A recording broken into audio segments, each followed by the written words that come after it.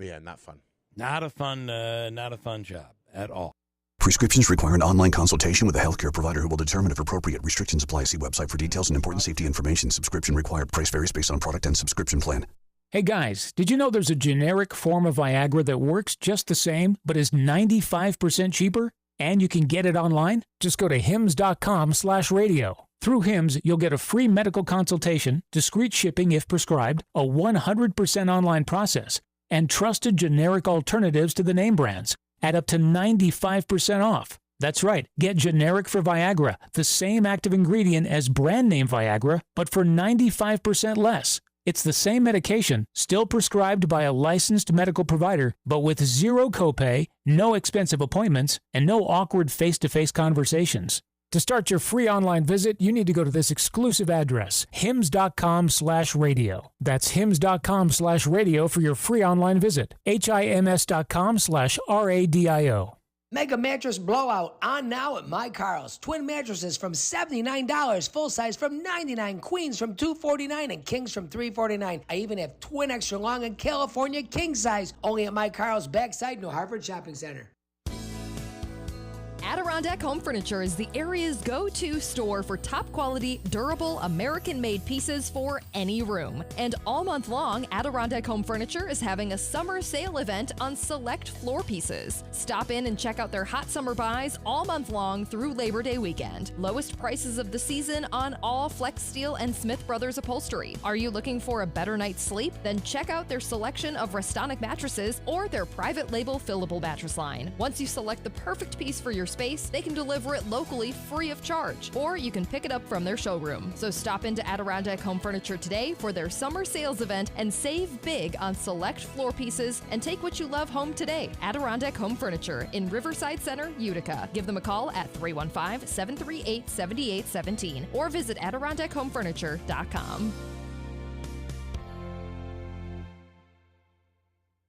Life happens, and at Mohawk Valley FCU, we are here to help you through life's ups and downs. It's not always easy. Life isn't perfect. That's why Mohawk Valley FCU goes above and beyond for their members. With higher interest accounts, superior service, easy loan approvals, and so much more. With locations on River Road in Marcy, in the State Office Building in Utica, and with mobile banking, you'll receive the best service no matter where you are. Mohawk Valley FCU now welcomes all Town of New Hartford employees. Member-focused, member-driven. Visit MohawkValleyFCU.org. Call today. Heritage Logging and Tree Removal, your trusted tree removal specialist. With today's extreme weather conditions and new invasive species wreaking havoc on your trees, it's very important to call as soon as you suspect any problems to protect your valuable property and your precious loved ones. Heritage Logging is going to be there to assess your trees and give 24-hour emergency services. For all your tree care needs, call or text today 315-796-2941 or go online to heritagelogging.com and Facebook at Heritage Logging. Summertime is the best time to build memories in Herkimer County, New York's Experience County. From the Mohawk Valley to the Adirondack Mountains, Herkimer County offers charming communities, festive events, fun adventures, and great family activities. Erie Canal history? Check. Farm markets and unique shops? Check. Outdoor recreation and New York's #1 water theme park? Check. See all the possibilities online at visitherkimercounty.com. Herkimer County. I love New York.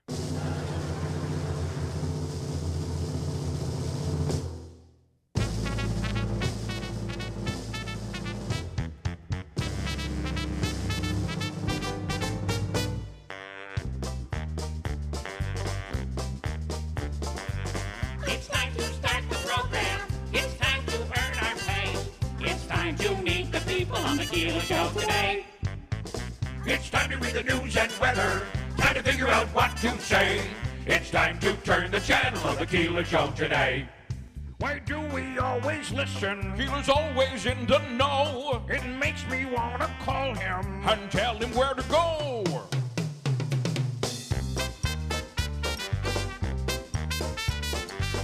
And now let's get things started. Andrew, let's get things started. It's time to get things started. On the most sensational, inspirational, celebrational, Keelerational. This is what we call the Keeler Show. WYBX 950 and 106.9 FM. This is Keeler. I gotta check the. There's some really dense fog out there this morning. So beware of that as you get down into the valley. But you can kind of smell a little of that Canadian smoke this morning. Could be just in my head, but we'll check on it. You can kind of smell it out there. My take. Davey, it's just us right now, so good morning. Bunch of stuff to get to. I do want to start, though. I have audio on a story we talked about yesterday. Gary Busey was out in Malibu. Good morning, Davey. Good morning. All good? Yeah. Gary Busey was out in Malibu, and he had pulled out of a parking lot and then rammed into a woman's vehicle and then fled the scene. But the victim, the woman, caught up with him, and I think that he yelled out, "I'm private." In other words, he's a big celebrity, and he doesn't, he's private. He doesn't want people to know his business. The problem is, though, that if you run into somebody else's vehicle, you've made your business their business, and vice versa. Anyway, there's audio on this. She chased him down into the parking lot, asking for his information. Listen as he tells her his insurance provider, and then that he's private. And then he backs out and takes off and hits the stereo to a familiar tune. Here we go. Kill the lights there just for a second. Make sure I've got this in right. All the way, Davey. Go all the way. Da, da, da, da. Looks pretty good, Davey. Nice job. Here's the audio. She chases him down. He yells out his insurance provider and that he is private. Here we go. Be wiped out. It doesn't matter. That's not how this works. You hit my car. You have scuffs all over your car. Progressive insurance. I want the number. I want the information. No. Sir, you hit my car. I'm private. Yeah. It doesn't matter. You hit me. You hit my car. No, you rear-ended me. You can't hit someone and then leave. Yo, that's not okay. You hit my car. He's taking off. He's taking off playing the Beach Boys. You don't get to just leave hitting someone. I love it. Dude. You can't hit someone and then just leave. That's Gary Busey. I'm private. Progressive insurance. I'm private. And then he plays the Beach Boys, Wouldn't It Be Nice? And he drives away. It's like a scene out of a movie. You would think that this was actually a promotional for an upcoming movie, like they're doing a promo. No, it's real life. Wow, that's awesome. And you need these sorts of things when the writer's strike is going on, because new stuff isn't being written. You couldn't write this. That's why Gary Busey's so talented. You couldn't write this. You couldn't write this. Only that could come from an impromptu interaction at a traffic light after he's already rammed into you. It is unbelievable. I love that story. I don't know if you, a bad story, and been following this latest case. You know that over the summer we learned, a huge sum of money that the diocese in Syracuse, the Catholic diocese, had agreed to pay out. This was in July. They agreed to pay $100 million to, I believe, 38 people who had filed lawsuits against the diocese in regards to survivors of sexual abuse. Now there's a new case alleged. A teen girl and her mother have accused a priest. There are details coming out in this case. We've known that the priest was being accused. We knew the person was underage. We just didn't know any more than that. Now we're learning it's a teen girl and her mother who have accused a priest in the Syracuse diocese of having an inappropriate relationship with the girl since she was 14. Reverend Nathan Brooks of Lafayette, a 36-year-old, has been charged with third-degree sexual abuse, forcible touching, and endangering the welfare of a child. The incidents happened between 2019 and 2021. On Tuesday, Brooks was arraigned in Homer Town Court. According to court documents obtained by the Syracuse newspapers, the girl who recently turned 18, her mother came forward to authorities after the girl saw Brooks interacting with others and became concerned he was treating other girls the way he had treated her, and that he may very well be grooming them, which is at the time they came forward in 2019. And now it is turned to this. He would send flirty messages regarding a couple from the show The Office, the girl told deputies. He told her to delete the messages so her mother would not find out as he was in contact with her. Wow. The girl also said that Brooks would give her long hugs that would last around 30 seconds. During one of those hugs, she says she felt really erection. Oh, my goodness. We were way too close, and I realize now that this was inappropriate, she said. The girl said that Brooks also had inappropriate contact with her while on a bus for a youth trip. Thank you, Davey. In her statement, she said just a few months before she turned 18, she realized something was wrong. She cut off all contact with him in June of 2023, told her mom about what had been going on. So I guess she didn't confront or explain to her mom what had happened until this past summer. She said she saw Brooks have an unusual interaction with someone and realized he may be treating other girls the same way. I'm sure that's probably the case. I had many incidents and encounters with him that made me uncomfortable, and I now know he was grooming me, she says. Wow. So here we go again. Oh, boy. In this case, it's not a priest with a boy; it's a priest with a young girl. Yeah, it's absolutely disgusting, whether it's a boy or a girl. Well, you'd say that. She didn't resist. She's 14 years old. Correct. Yeah. At 14, whatever is going on through the child's mind, you cannot forget the fact that the child is 14 years old. Yeah. We don't even have to go down that road. Davey, were you watching the Yankees game last night? I don't mean to make such a right turn, but I watched it up until the fifth inning. They were leading 1-0. So after that, I didn't see anything. Can you explain the challenged play last night that everybody? Did you see that? I believe it was in the second inning. A call against the Tigers on Tuesday. Unsurprisingly, things didn't work out in the Yankees' favor. In the second inning, Anthony Volpe was tagged out near first base after a throw from Detroit shortstop Javier Baez pulled first baseman Spencer Torkelson off the bag. Torkelson managed to slap a tag on Volpe before he reached first base, though New York appeared to see things differently. The Yankees challenged the call from the first base umpire, only for replay evidence that clearly showed Torkelson tagging Volpe on the side of his left leg. It clearly showed it. Even the announcers were like, why is he challenging this? Right.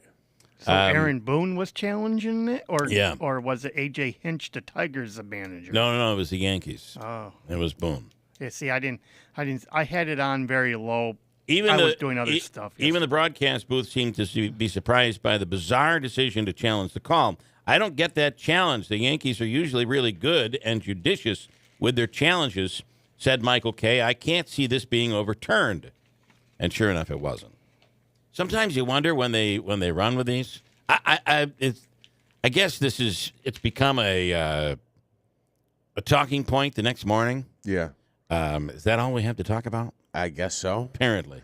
It's funny, though, with instant replay. Like, I saw a batter arguing and ultimately getting ejected during a game, arguing a ball and strike call, called strike 3.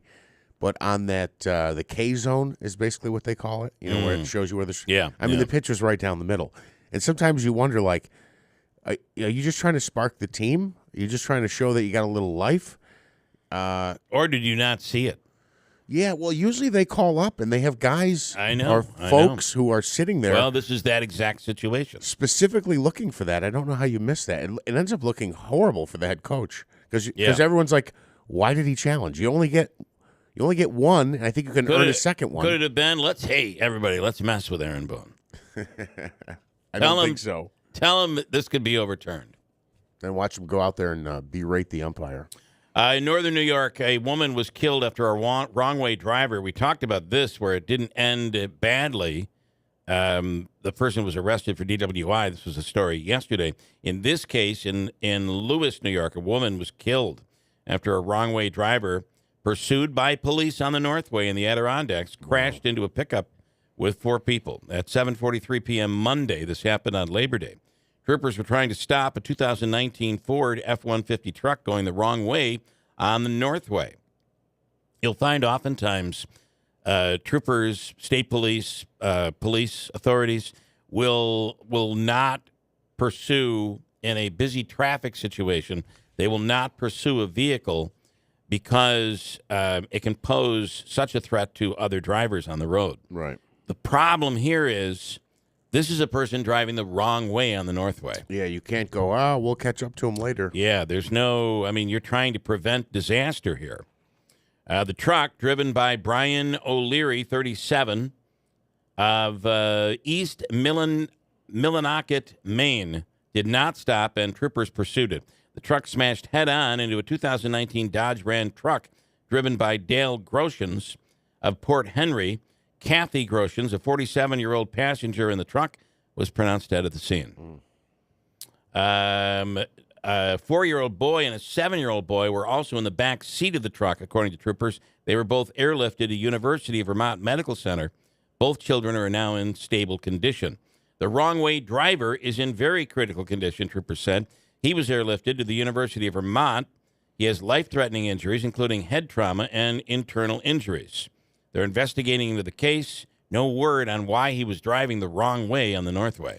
Yeah, I was just going to ask, is it a situation where somebody is intoxicated, inebriated, or is it... I don't know, but they were fleeing police. So, police were trying to stop the driver, and he wasn't stopping. It's now official on Mitch McConnell. There is no evidence of stroke or seizure disorder. However, questions are lingering. Could his latest health episodes, there have been 2 of them, could they have been caused by possibly a concussion after a recent fall? But he has been cleared for business. Yeah, and so has about 3/4 of Washington, which we're all questioning. Yeah, certainly. That's. I just can't. He doesn't seem to be there cognitively, right? He's just staring off into the crowd. Yeah, just staring. In that situation, yes, not very good. What else do we have here this morning? They do these reviews of real estate across the country, and every once in a while you'll get a story of this is the safest place to live, this is the least safe place to live, et cetera, et cetera. Well, a recent list is out, and they're listing the 10 hottest zip codes to buy a home in America. Okay.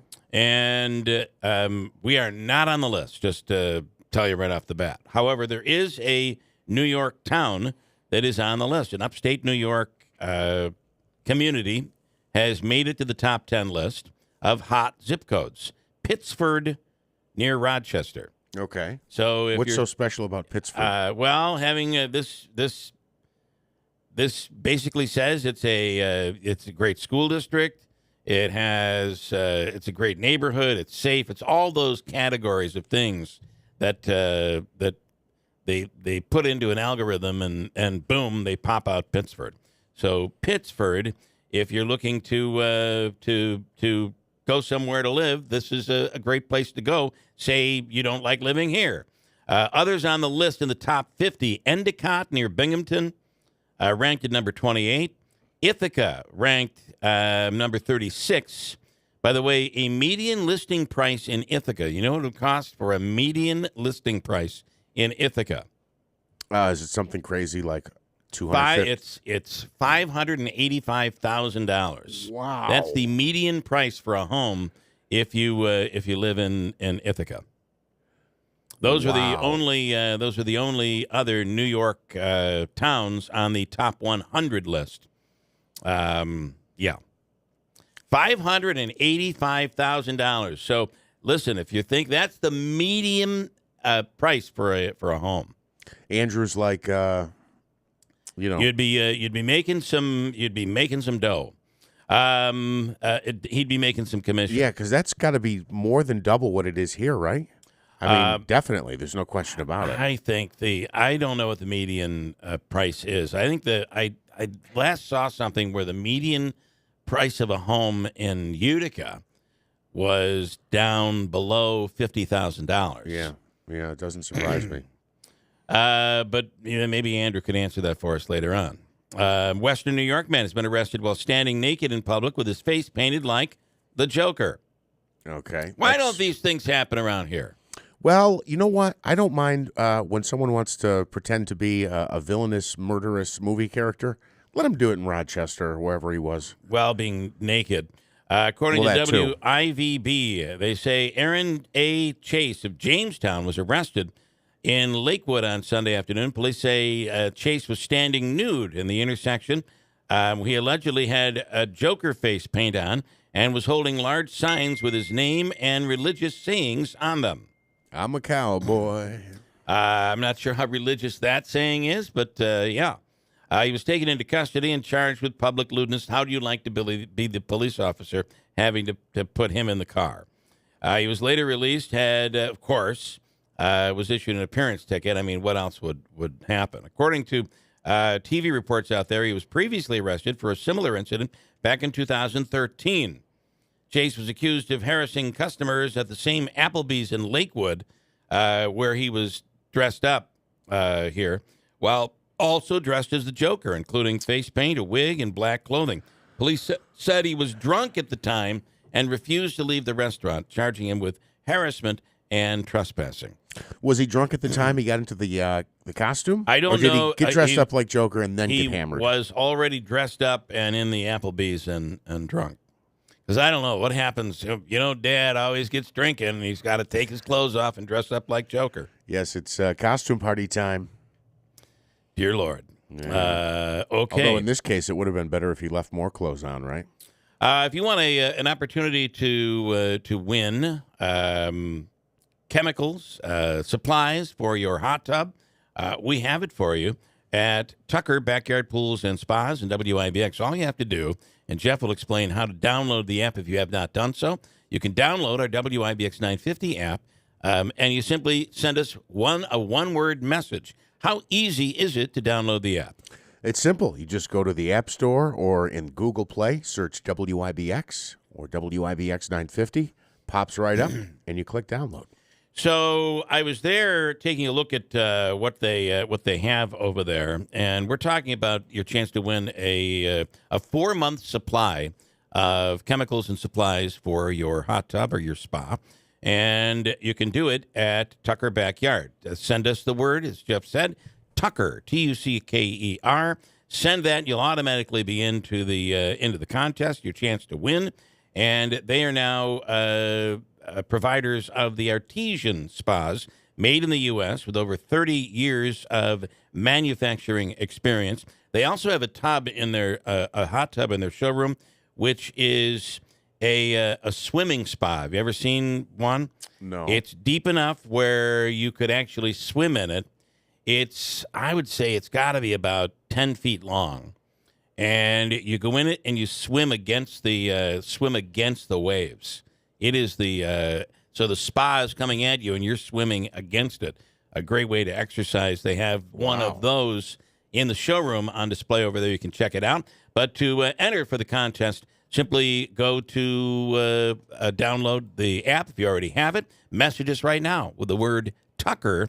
Your chance to win from Tucker Backyard Pools and Spa and WIBX. All right, coming up, Manaski has an update on news. We'll get to that. And a busy Wednesday morning. Yes, it's Wednesday. We missed Friday. It's Wednesday. 6:42 at WIBX. It's obvious. We're being let down by the institutions we used to trust. The mainstream media are distracting us with meaningless headlines instead of focusing on the real concerns of American families. Countries we're at odds with are hoarding food, financial systems are strained, and supply chains remain too fragile. We can tell something is coming, so we're preparing. Folks are getting into self-reliance and investing in emergency food storage. And My Patriot Supply, the nation's largest emergency preparedness company, makes it easy for you to have peace of mind knowing you're prepared. Go to MyPatriotSupply.com and secure some emergency food kits. There's a dozen to choose from that contain tasty breakfasts, lunches, and dinners, averaging 2,000 calories per day. Get at least one food kit for each family member. And while you're there, stock up on water filtration, heirloom seeds, and emergency gear, too, at MyPatriotSupply.com. It's time to prepare today. Go to MyPatriotSupply.com. MyPatriotSupply.com. Home and Hospital Medical Supply in the New Hartford Shopping Center proudly carries a wide selection of home medical equipment. Lift chairs to buy or rent, canes, crutches, walkers, powered scooters, braces, foot care products, and so much more. And if for some reason they don't carry the product you need, they'll custom order it at no extra charge. Mary and her experienced team are there to assist you Monday through Friday, 9 to 5, or call them 315-724-6767 and online at HNHMedicalNY.com. Home and Hospital Medical Supplies, we make life easier. Good morning. We have cloudy skies, and we are at 65 degrees. WYBX news time is 6:43. A Fulton County, Georgia Superior Court judge has scheduled a hearing today in the 2020 presidential election interference case. The hearing is to decide on severing some defendants from the main case in hopes of speeding up the trial process. All 19 defendants in former President Trump's Georgia case are pleading not guilty. Another major hurricane is likely forming in the Atlantic Ocean. The National Hurricane Center says a tropical depression strengthened into Tropical Storm Lee on Tuesday, packing winds of roughly 45 miles an hour. It's forecast to strengthen into a major hurricane later this week before reaching Category 4 status by Saturday. It's unclear if Lee will directly impact the U.S. Hunter Biden and federal prosecutors are expected to provide an update today on the felony gun charges against him. A U.S. District Court judge ordered President Biden's son and prosecutors to explain the status of the case after a plea deal broke down last month. The judge is asking both parties reports to include any steps that they believe the court needs to take. COVID-19 infections on the rise as the country heads into the fall. Hospitalizations and deaths have been increasing, and the virus is being detected more frequently in wastewater samples. It's hard to track exact numbers as states are no longer required to report them to the CDC. The numbers we do have, however, show a 16% increase in infections in the week ending August 26th. A Vermont man accused of killing his friend and the man's mother remains in custody without bail. Police say Christopher Ellis quickly confessed to the killings after his arrest on Friday. The 54-year-old reportedly telling police he has no retirement plan and would, in his words, rather spend his final years in jail than in an old folks' home. Narcan will be available over the counter starting this week at major retailers like Walmart, CVS, Walgreens, and Rite Aid. The nasal spray can be used to help people suffering from an opioid overdose and requires no training to use. A box containing 2 doses sells for about $45. WYBX news time is 6:46. Hoping to stay dry again today. Your Weather Center forecast comes to you from Eyewitness News. Here is the latest on the forecast from meteorologist Craig Flint.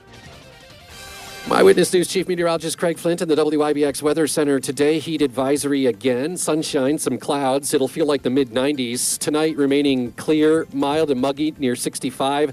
Tomorrow not as hot, but still very steamy. Scattered showers and thunderstorms in the afternoon. Some storms contain gusty winds and locally heavy rain. A high of 85. For more on your local forecast, tune to Eyewitness News at 6 on WUTR. I'm meteorologist Craig Flint on WYBX 950 and 106.9 FM. We have cloudy skies and 65 degrees at 6:47.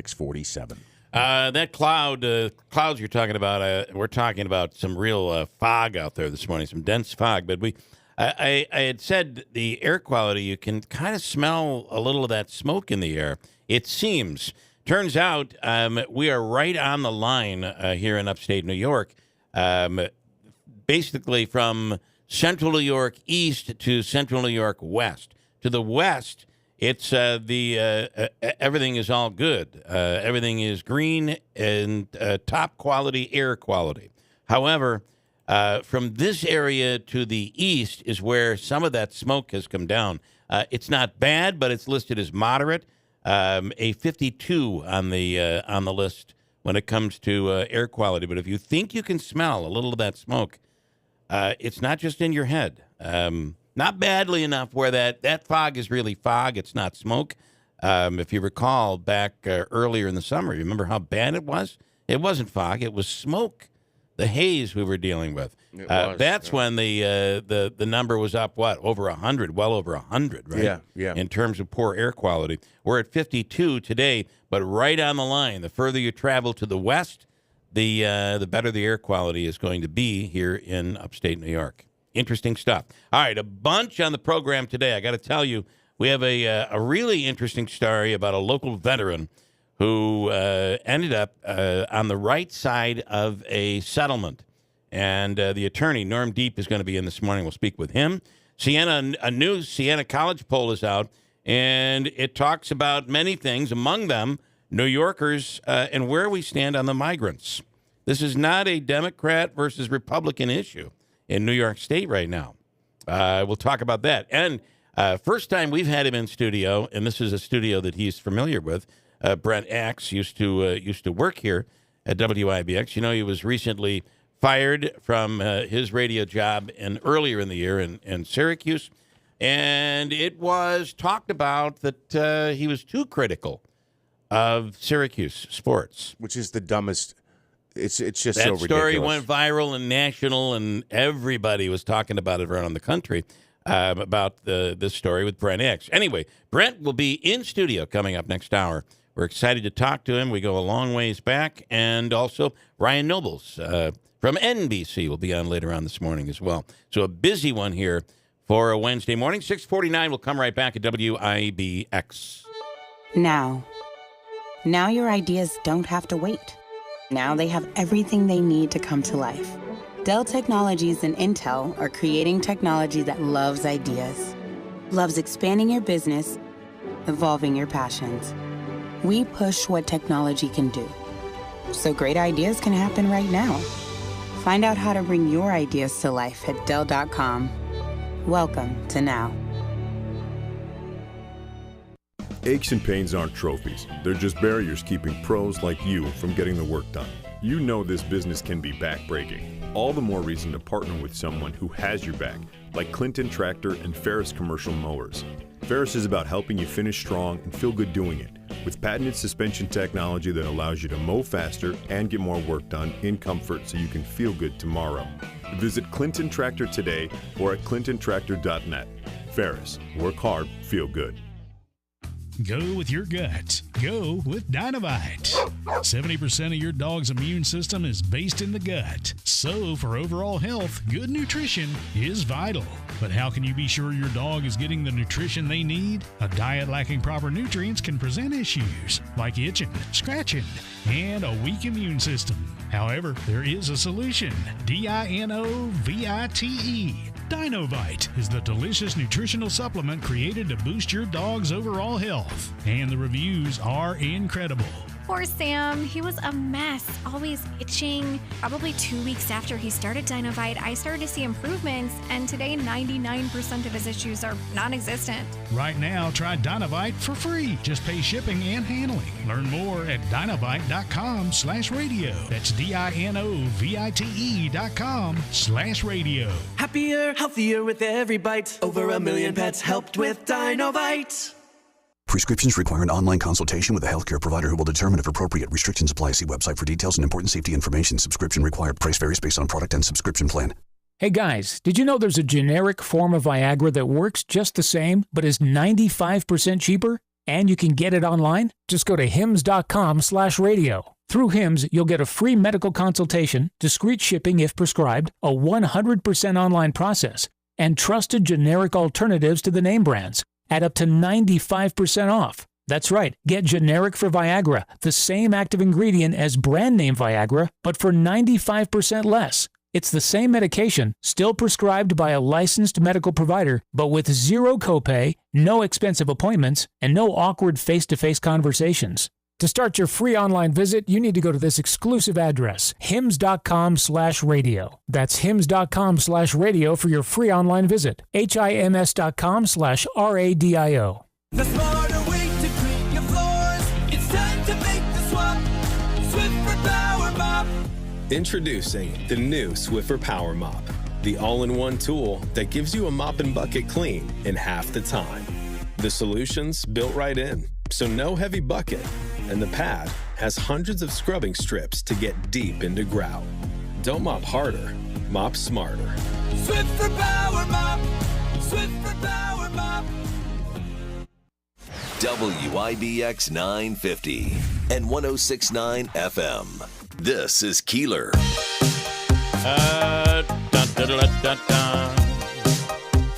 So, have you seen the program America's Best Restaurants? I believe it's on the Food Network, is it?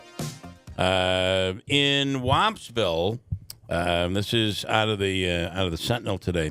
The Madison Bistro is going to be featured on the. You're familiar with that, Davey? I'm familiar with the show, but I didn't know if there was a bistro in Madison. The Madison Bistro is on the list of America's Best Restaurants, a coast-to-coast TV show that's going to be featuring them. They'll be visiting. By the way, Victor Ramirez is the owner of the Madison Bistro, and they have won the best steak in New York from the New York Beef Council at the New York State Fair. Okay. I don't mean to lessen the importance of this, but I also won the best steak.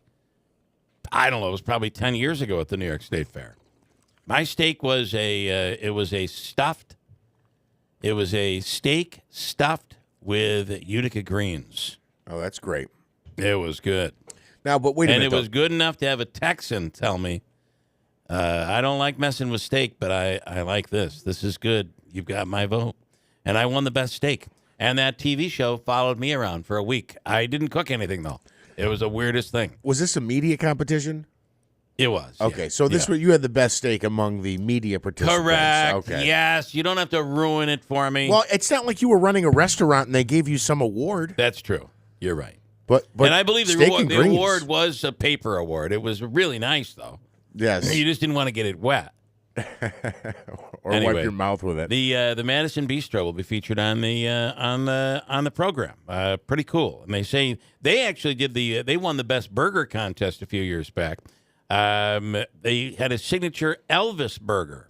Okay. A bacon cheeseburger with onion rings on top. They won fourth place. In 2019, the Bistro returned for best burger in New York with its barbecue brisket burger and won third place, and their New York strip steak with bourbon bacon maple butter won a blind taste test score at as the best steak. There you go. The brisket burger. I'd like to try that. I bet that's pretty darn good. Anyway, they will be on the Food Network. Pretty wild. Here's another great story that I cannot believe here. Hold on. I got to bring it up because I got so excited about remembering the time I won the best steak at the New York State Fair. A New Jersey. So here you are. It's been a long summer. It's been a hot summer. Outside of our area, everywhere else in the country has been like sweltering hot, except for us. We had a rather mild and not too hot August, and really the whole summer wasn't all that terribly hot. We didn't have any real heat waves until the last week. So if you own a pool, it makes it very, very difficult, right, to make sure you keep the pool clear, you don't deal with green and algae and all of that stuff. A New Jersey business owner was just arrested for allegedly using a drone to drop green dye into the pools of local residents and businesses. He was dropping dye into the pools. Their pools were turning green. They thought it was algae. It wasn't algae. Wow. It was this guy dropping. Now, this is, when you think about how on so many different ways, how huge this story really is. Wow. Because it is someone using a drone, a civilian using a drone as a weapon, really, when you think about it. Wow.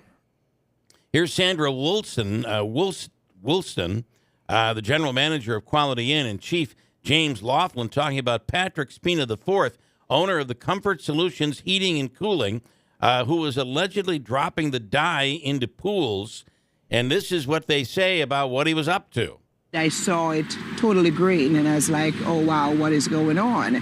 So we saw a dye pack in the bottom of the pool, and we didn't know what it was. We had a resident who was enjoying time in his pool and saw a drone flying over top, and the drone actually dropped something in his pool that made his pool turn green immediately. Okay, well, look, I was going to say this guy is brilliant because he's what kind of a charge is he faced with? It's probably a slap on the wrist. Yet he stood to make some decent money. As a, do you think that I guess he was dropping it in the pools in order to then say, hey, I can clear that pool up for you. Yeah. And he had a magic solution. It's like, boom. But, idiot, you got to make sure that the people aren't in the pool when you're doing it. Yeah, what are you thinking? What are you thinking? We were in the pool the other day on Labor Day, and you're never going to guess what almost dropped into our pool. It was a snake. Oh, get out! Yeah, I believe it was it was either a garter snake or a rattlesnake. I'm not sure which. But believe me, you've never seen my wife get out of the pool so quickly. It never got in the pool. By the way, a garter snake can swim pretty well. It never got in the pool, but it was right up along the side of the. And I kept slapping the edge of the patio to kind of scare the thing away. Didn't seem to work. This snake wanted in the water. Wow. Yeah. And Just then it crept went away. up on the little walkway yes, there. And yeah, there were actually. I didn't tell her, but there were two of them. I don't want her to think that. You know, when a garter snake. Your wife's never going in the pool again. When a garter snake actually gives birth, I got to get this before it turns 7 o'clock. Because her alarm goes off at 7. When a garter snake gives birth, most common snake in America, most common snake in upstate New York, it gives birth to usually between 10 and 100 baby snakes. Wow. Yeah, that's true. Look it up. Trust me, it's where I've been. I went down the rabbit hole. WIBX, Utica Rome at 7 o'clock.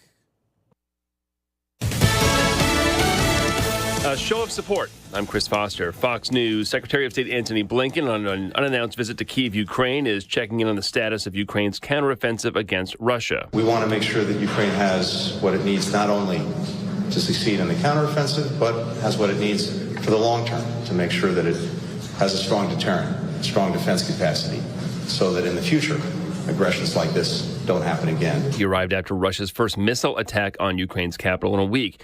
2 Pennsylvania school districts are closed again today because of a now 6-day manhunt for a convicted murderer, Danilo Cavalcante. Days before his escape, Cavalcante received a life sentence for murdering his former girlfriend in 2021. It was a horrible crime. Prosecutors say he stabbed her 38 times in front of her 2 young children. The convicted killer also accused of another murder in Brazil in 2017. Fox's Bill Malugin. Attorneys for former Proud Boys leader Enrique Tarrio say they will appeal his 22-year prison sentences, the most so far given to a Capitol riot defendant. Federal Judge Timothy Kelly says he understands Enrique Tarrio wasn't actually at the Capitol on January 6th, but that it was his revolutionary zeal that amped up 200 men for battle at the Capitol. He said the Proud Boys leader slandered the country by comparing one of his own group members to George Washington and by invoking 1776 on that day. Tarrio begged the judge for mercy, apologizing to officers, calling out 2 of them by name, saying he hopes to make amends to the badge one day. He painted a picture of himself as a guy who was saying boisterous things online and in text messages while trying to keep the peace behind the scenes with his group members. Jessica Rosenthal, Fox News. Murdaugh's legal team's appealing his conviction for murdering his wife and son in South Carolina, accusing a court clerk of jury tampering to encourage a guilty verdict to get a book deal for herself. The clerk has not commented on those accusations. America's listening to Fox News. Hi, I'm Martha Stewart. Every year, more than 4 million pets enter shelters here in the United States. My friends at American Humane have been helping animals since 1877. The goal is to ensure that pets have a safe shelter, especially during natural disasters. Adopting a shelter pet allows shelters to help more animals awaiting care. Please consider adopting today and take some time to learn more about American Humane's other work at americanhumane.org. Hi, this is Scott Trout of Cordell & Cordell. There are a lot of great dads out there. Sometimes those dads get divorced. For more than 30 years, we have represented men in divorce, confronting the pitfalls that could devastate your finances or harm your family relationships. While every situation is different, our goal is to get the best outcome for you and your kids. Visit CordellCordell.com to take the first step. 518-554-0000. 100 Great Oaks Boulevard, Suite 110, Albany, New York, 12203. Online at CordellCordell.com. Cloudy skies, 66 degrees. WIBX News Time is 7:03. This news update brought to you by Cliff's Local Market. They keep you going. Well, there's a reason Utica taxpayers haven't gotten their property tax bills yet. The bills are running a bit behind, about a week or so, says Comptroller Bill Morehouse. An issue with the state's STAR program and a coding error led to the delay. But it means there'll be a little bit more time to make your payment without having to pay a penalty. Morehouse says typically the Comptroller's office would receive the warrants during the second or third week of August, with the bills making their way to local mailboxes the first week of September. Bills are just being mailed out, though, as residents are getting additional time to make their payments. No penalties will be assessed as long as they are received before October 30th. More on this on our website, WIBX950.com. Another day of high temperatures expected across the region, leading to the National Weather Service issuing a heat advisory again. It's in place from noon to 7 p.m., and the heat index is expected to rise to the mid-90s once again today. Heat index values will once again be in the mid to upper 90s in some places. That could lead to weather-related illnesses. For the latest forecast in your area, stay tuned right here, or you can find that and the warning at weather.gov. School districts across the state being offered tools to help prevent the spread of COVID-19. New York State is making both masks and rapid COVID-19 tests available upon request. There has been a rise in COVID cases over the past few weeks. There's also concern over a new variant of the illness. Districts are urged to follow CDC guidelines to keep all students, staff safe. Now that the New York State Fair has come to an end, one of the centerpieces is no more. The butter sculpture that was in the dairy building was removed yesterday. The 800 pounds of butter that were used will be recycled and turned into renewable energy to help power a creamery at a farm located in Livingston County. Meanwhile, dates for next year's fair have been announced. It'll run August 21st through September 2nd. They're already counting it down. Well, that's right. We'll have stories beginning next week talking about how the State Fair is just around the corner. By the way, what was it this year? Smitty, what was the butter sculpture? I saw it, but I couldn't describe it. It was, I think it was... Oh, it was a train? Oh, it was like a little town. A little town, a little train station, little town. Okay. A new report says the Saratoga Racecourse is in the running to host the Belmont Stakes in 2024 and 25. The Daily Racing Forum says the New York Racing Association is looking to hold the Triple Crown race at the Spa. The race needs to be moved because of construction that will be happening at Belmont Park.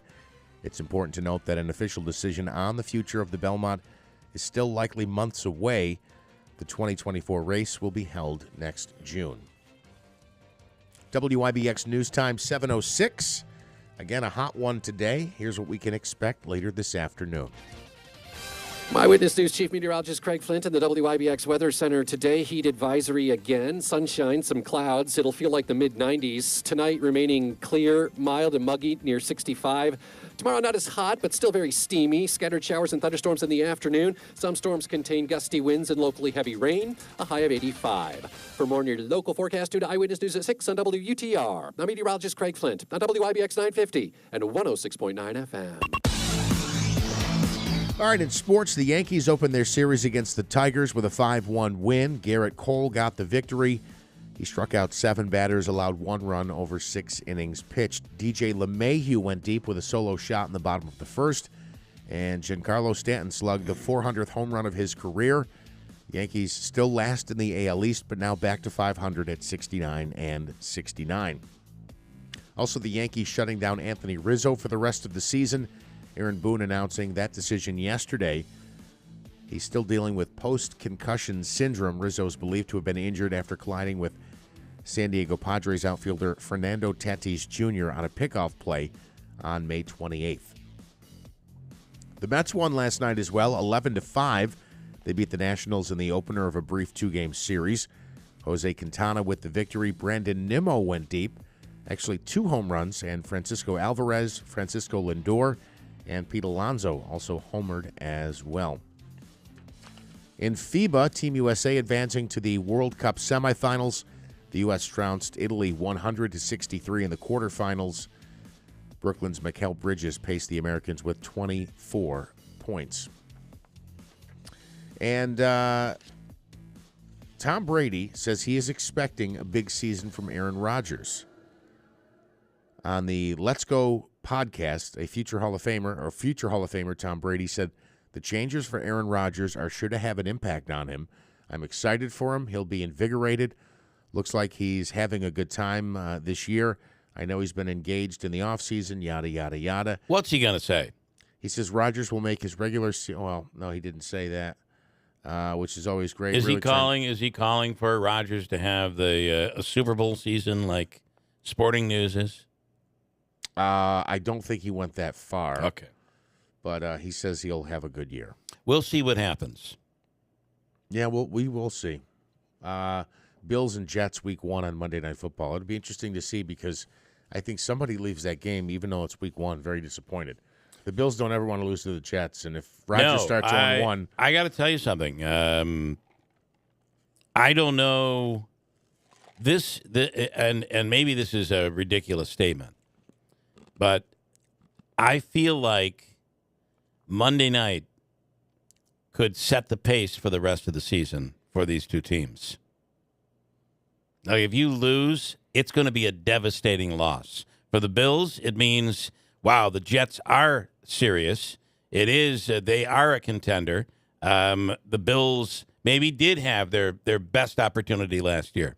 If you're the Jets and it's a debacle on Monday night, I mean, the whole bubble bursts. Yeah. Now, if it's a really close game, different story. That'll set the pace, right? That sets the pace for the season.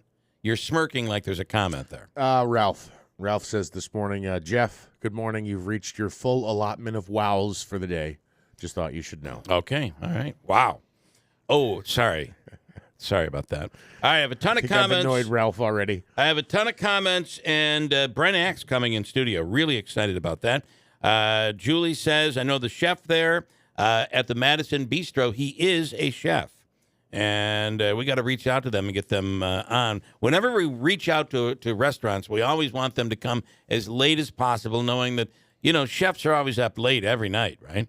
The other part is that increases the chances of them bringing food with them. The later in the morning it is, the more opportunity.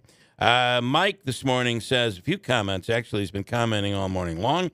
In the old days, I remember when we would look to older people because of their wisdom after years of living. Not so sure this is working out with our current crop of politicians.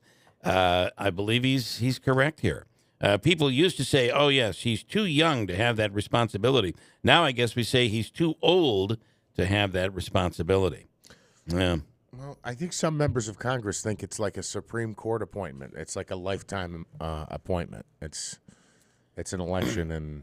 Yeah. And Mike also says it was a travesty that Brent Axe was axed by his former employer, one of the alumni from WIBX's great sports shows of the past. Yeah, absolutely. And it is unbelievable when you think you go to a place for, again, was it all supposed to be sunshine and rainbows when this team could not make the NCAA tournament 2 years in a row? Unprecedented. It's been a rough run.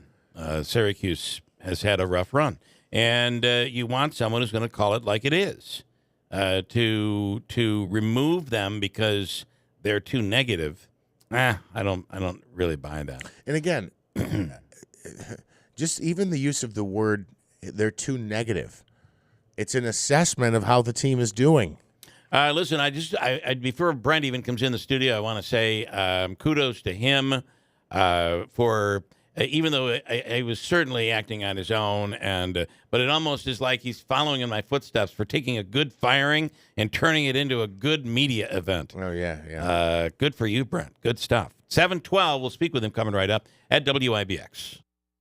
Hi, Hi, it's Jordan from Little Falls Lumber. Summer is a great time to freshen up the look of your home, and we have you covered. We stock a variety of name brand products from GAF shingles, LP vinyl siding, Sierra Pacific windows, to Moisture Shield composite decking, and premium grade pressure treated decking. We have options to fit any budget. Stop by one of our 3 convenient locations, Little Falls, Syracuse, and Schenectady, to see what we have in store, or visit us at littlefallslumber.com.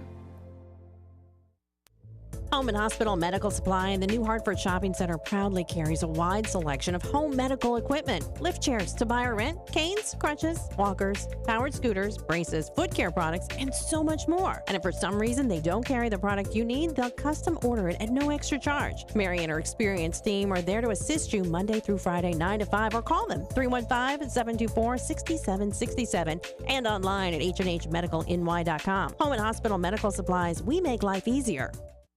Prescriptions require an online consultation with a healthcare provider who will determine if appropriate. Restrictions apply. See website for details and important safety information. Subscription required. Price varies based on product and subscription plan. Hey guys, did you know there's a generic form of Viagra that works just the same, but is 95% cheaper? And you can get it online? Just go to hims.com/radio. Through Hims, you'll get a free medical consultation, discreet shipping if prescribed, a 100% online process, and trusted generic alternatives to the name brands at up to 95% off. That's right, get generic for Viagra, the same active ingredient as brand name Viagra, but for 95% less. It's the same medication, still prescribed by a licensed medical provider, but with zero copay, no expensive appointments, and no awkward face-to-face conversations. To start your free online visit, you need to go to this exclusive address, hims.com/radio. That's hims.com/radio for your free online visit. HIMS.com/RADIO. Summertime is the best time to build memories in Herkimer County, New York's Experience County. From the Mohawk Valley to the Adirondack Mountains, Herkimer County offers charming communities, festive events, fun adventures, and great family activities. Erie Canal history? Check. Farm markets and unique shops? Check. Outdoor recreation and New York's #1 water theme park? Check. See all the possibilities online at visitherkimercounty.com. Herkimer County. I love New York. Russian officials recently revealed a new global supercurrency backed by physical gold will be announced on August 22nd with support from China, India, and other countries. Many economists warn this could radically change the world economy and possibly destroy the value of the dollar. And that means the value of your 401k or IRA is at risk. Hi, Stephen K. Bannon. I want to urge you to protect yourself and your family right now. How? By diversifying your 401k or IRA into physical gold IRA from Birch Gold Group. To see how it works, get your free info kit on gold IRAs by texting the word HEDGE to 989898. August 22nd will be here before you know it. So take action today. Fortify your nest egg using the power of gold inside of a tax advantage account. Text HEDGE to the number 989898. That's HEDGE, HEDGE, to 989898 to get your free info kit on gold IRAs right now. On behalf of IBEW Local 43 Union Electricians and the NECA Contractors, we are pleased to partner with Alfred State University in providing our members with an opportunity to enhance their education at this great university. Alfred State is proud to strengthen our long history of working with unions to create non-traditional pathways for career advances in the skilled trades. Central New York's future is bright, and the IBEW Local 43 and NECA will continue to help light, power, and grow Central New York. Former CIA officer and survival expert Jason Hansen here. I teach people how to prepare for the unexpected. Right now, most Americans are not ready for the death of the US dollar. You have money sitting in cash, and if you don't act soon, your financial future could be at risk. I have partnered with Advantage Gold, the #1 rated precious metals company in America, to release my new digital dollar survival kit that's 100% free for everyone who calls today and claims your free survival kit.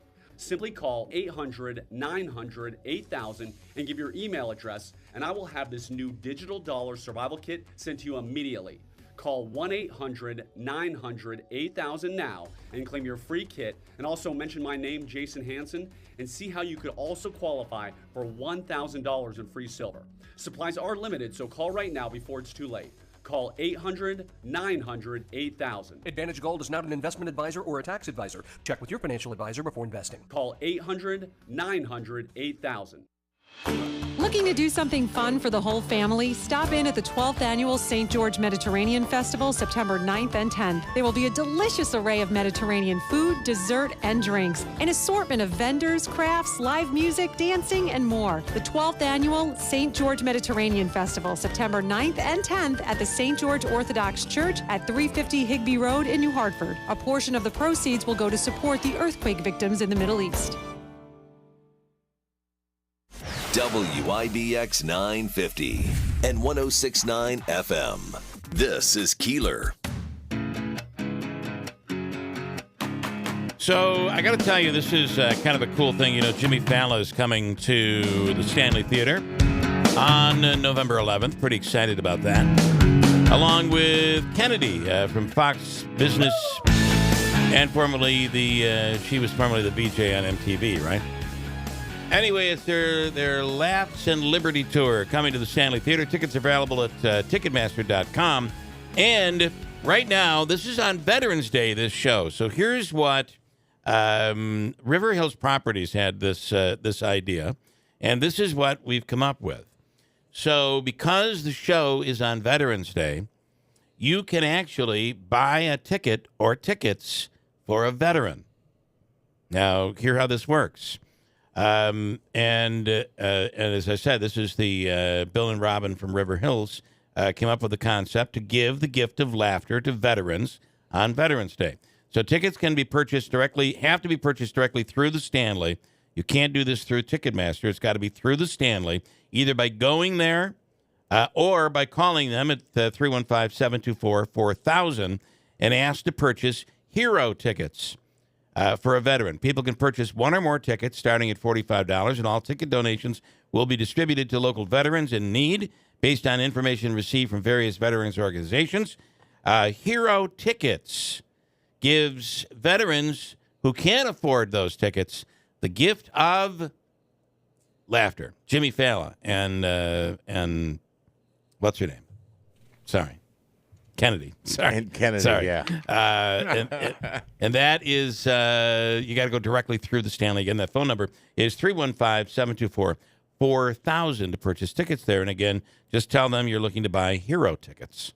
I like it. That's cool. All right, talk about what we have next here, Manaski. Yeah, a former longtime host, matter of fact. Boy, I remember still listening to him when I was a teenager, growing up, listening to Sports Watch. Doesn't that WIBX. Brent, doesn't that just burn you up when he says that? Jeff, why do you have to say that, man? Yeah, please. Well, I mean, I did notice the gray patch in my hair was a little bigger yesterday, but you don't have to beat me over the head with it here. Good morning, guys. It makes me feel good knowing that I'm so much older than you. That makes me feel terrible. See, I could say that about Bill. That's right. Yeah, it comes full circle, doesn't it? That does come full circle. Brent X, good morning. Good morning, guys. What's happening? I had Davey pick up the phone and say hello. You know, it's all the memories are flooding back. It's like a throwback to the old days. Were you in this building or were you in the old building? No, I never made it to the new building. I was in the old building, which was held up by 4 2x4s that were all cracking at the same time. It was. What's funny is I'm assuming when people first moved over here, the station first moved here, everybody's like, "Wow, this is a brand new building. It's beautiful. We're so lucky." You know what it's like today? It sounds just like we're in the old building. This place, I can't believe this place. Right? I mean, you have a palace compared. Here we go. We're sounding like two old men. I know. You had a palace compared. When I had Marconi use the same microphone I did back in the day. So let's we have to go there. So let's go to what happened to you. And it's very interesting. I don't know about you, but I have to be very careful about talking about what happened to you. Are you a part? Is there a gag order on you, or are you free to talk? Kind of somewhere in the middle. Yeah. I don't have any official gag orders or anything, but I've kind of said what I have to say, and continuing to go back down that road is not something that I want to continue to do, but I understand why you have to ask about it. And look, I'll say this, I now have the benefit of time and a little reflection, and what has been incredible, Bill, has been I swear to God, there has not been a day that has gone by where in some way, shape, or form someone has emailed me, sent me a message on Twitter, see me at Wegmans, whatever the case may be, and say, listen, you did the right thing. You spoke for me. What happened to you was complete BS.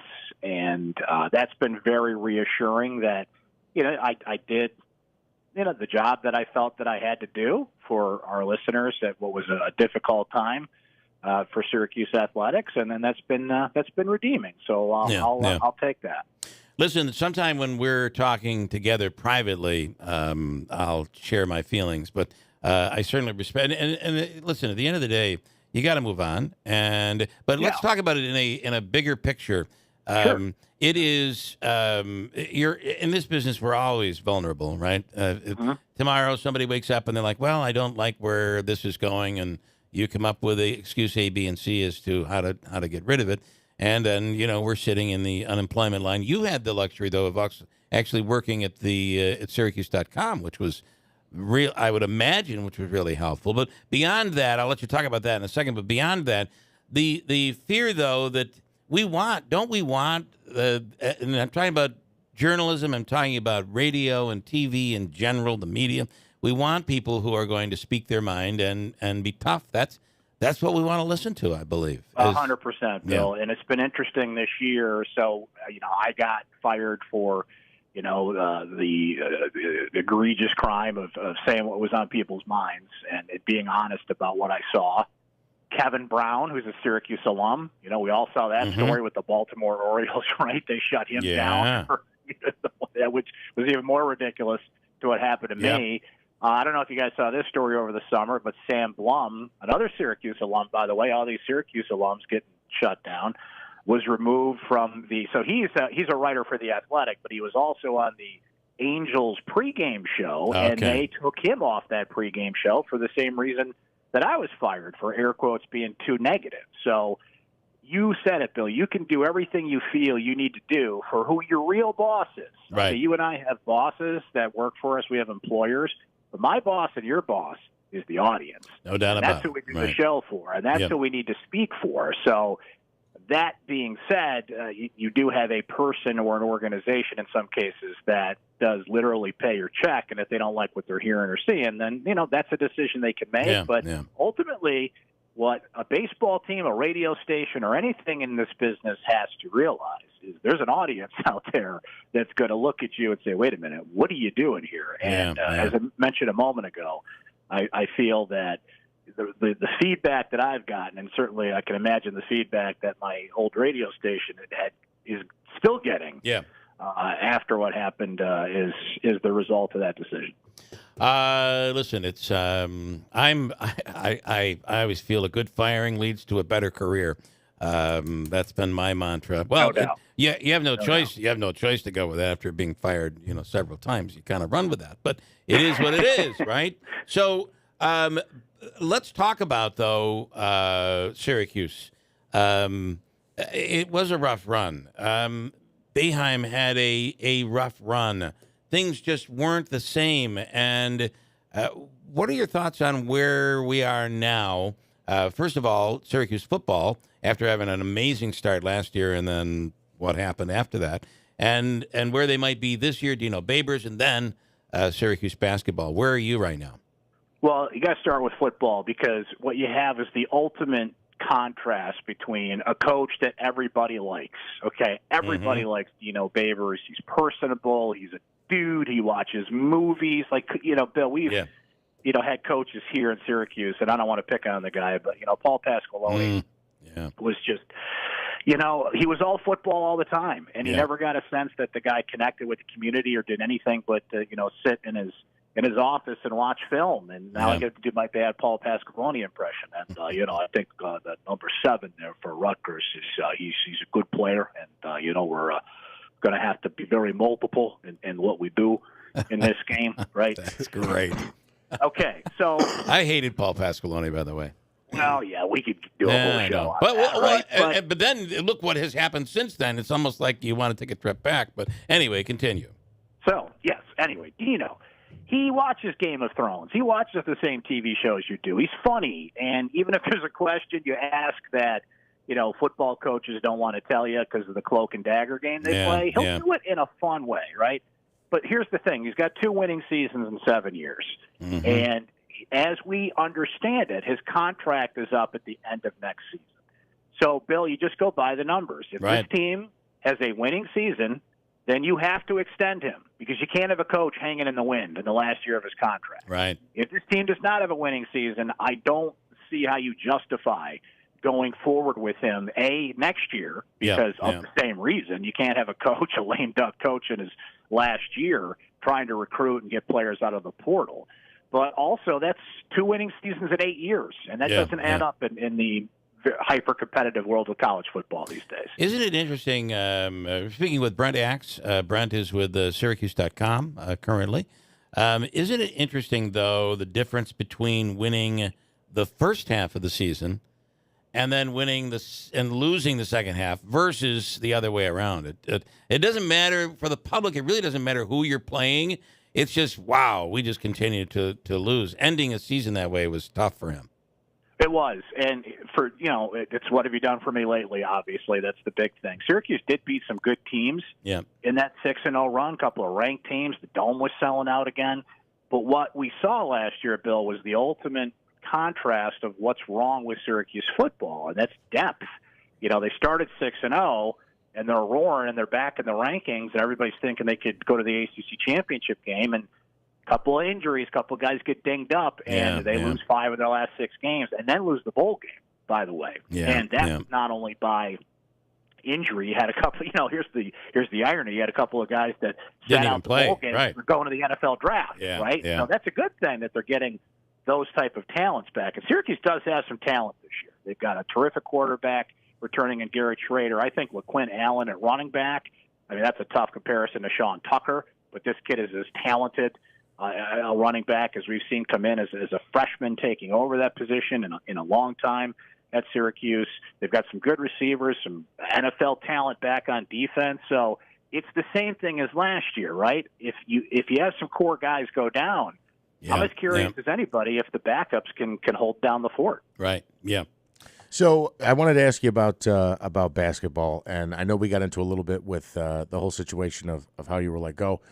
What did you think of how they, before we talk about the new head coach, what did you think of how they got rid of Boeheim? And it was kind of, I thought it was a little bit embarrassing for the head coach because he looked like he was out there pouting and whining. What was your take on that?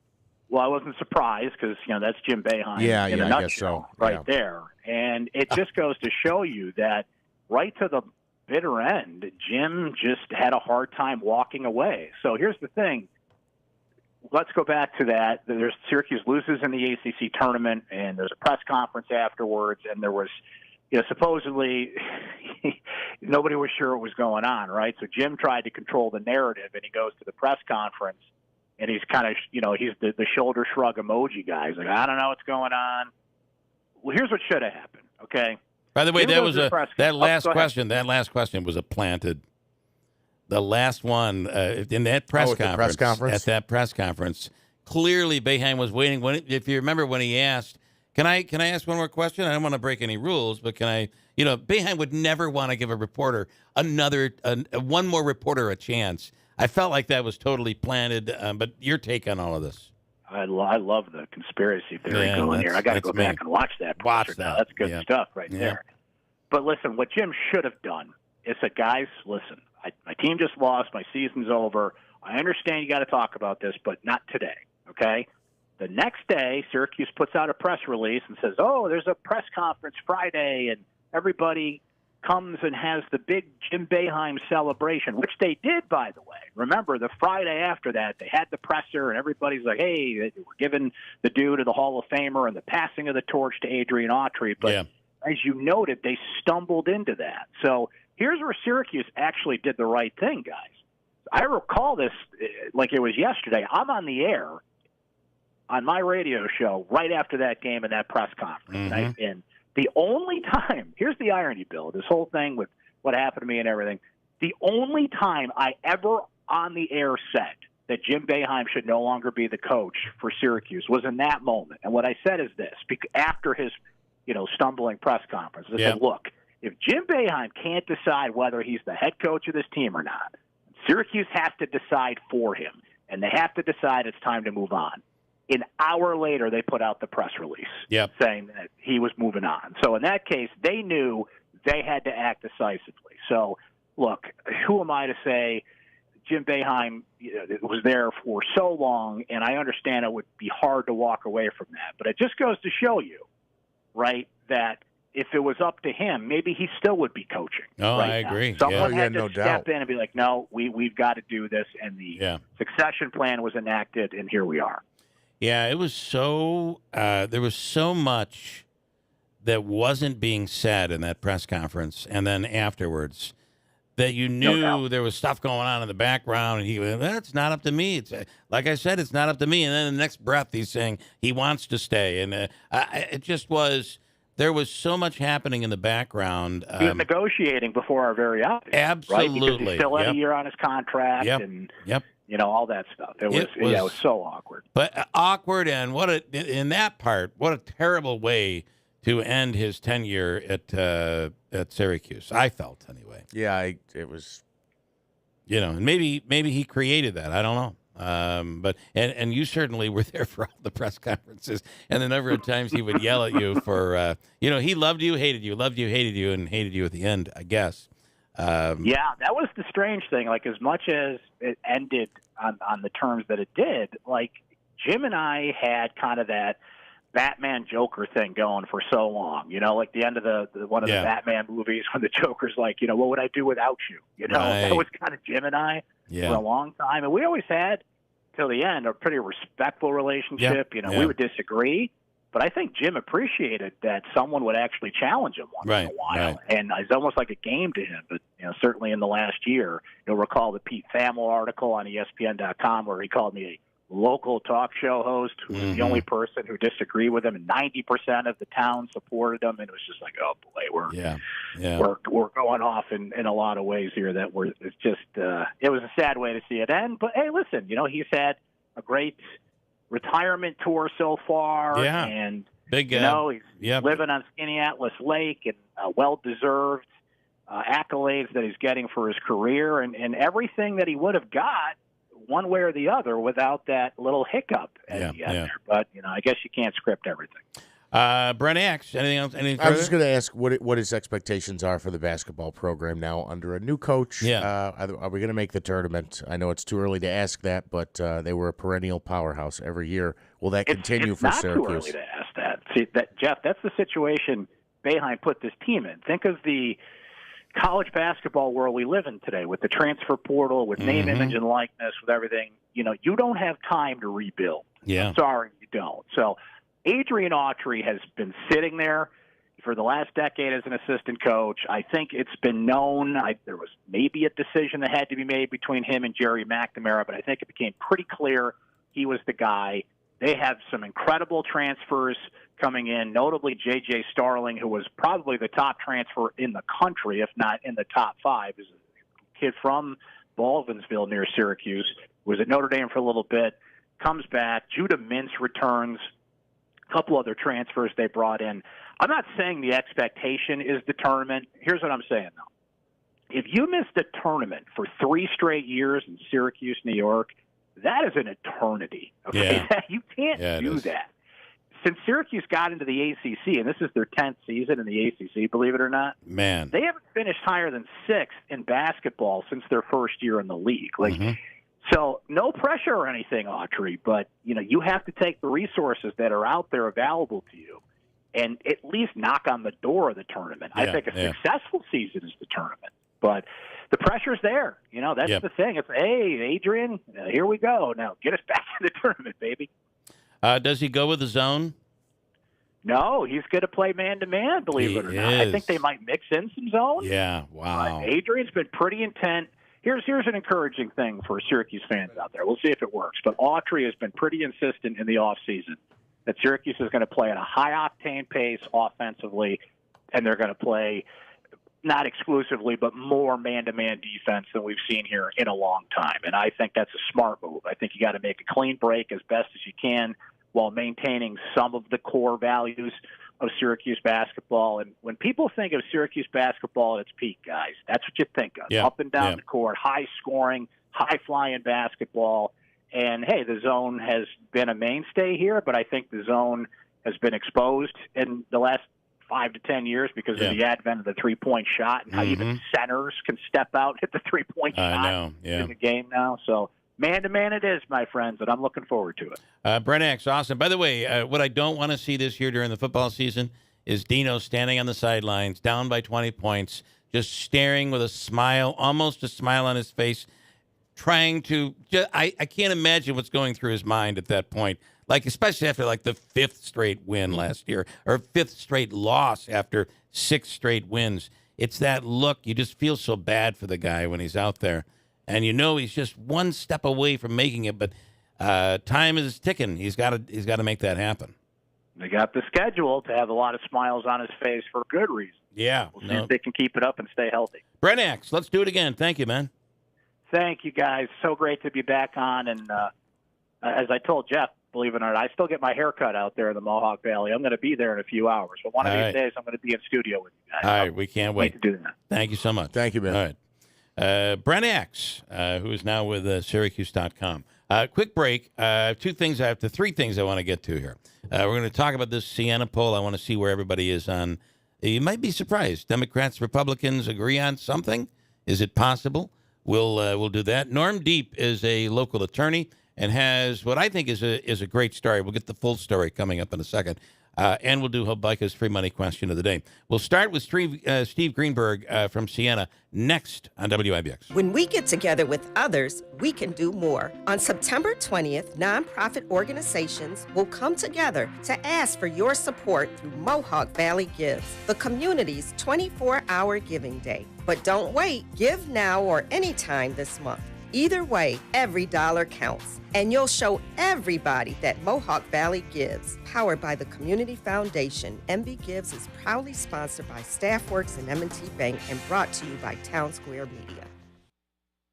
Innovation Refunds does not provide tax or legal advice. We work with an independent network of tax professionals and will share information with them to evaluate and process your claims. Terms and conditions apply. Ty is a paid spokesman. I'm Ty Burrell, actor and small business owner. You can trust Innovation Refunds with your small business's ERC claim because of their SOC 2 Type 1 security compliance. Without this, how can you be sure a company can protect your information? It's not like here on the radio, where all you need to be secure is a censor button. My password to my bank account is Ty's cool password 1. Uh-oh. Luckily, Innovation Refunds is more reliable. Go to innovationrefunds.com or call 1-843-REFUNDS to get started. WIBX 950 and 106.9 FM. This is Keeler.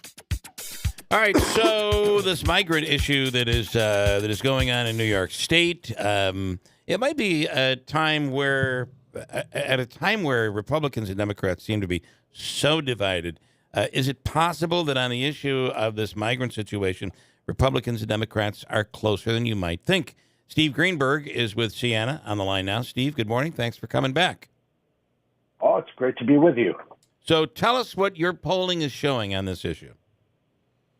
Well, I'll follow with your lead-in, which is that on one specific question, how serious a problem is the recent influx of migrants to New York? On that one question, New Yorkers agree. Overall, 82% of New Yorkers say it's a serious problem. 54% say it's a very serious problem. Only 16% of New Yorkers say it's not very much of a problem or not at all a problem. And when we look behind the numbers and at the breakdown, there's very little difference. 77% of Democrats, 84% of independents, 89% of Republicans say it's a serious problem, as do 86% of New York City voters, 82% of downstate suburban voters, 76% of upstaters. And if we look at it by race, 83% of white voters, 80% of black voters, 74% of Latino voters all say that the recent influx of migrants to New York is a serious problem for the state.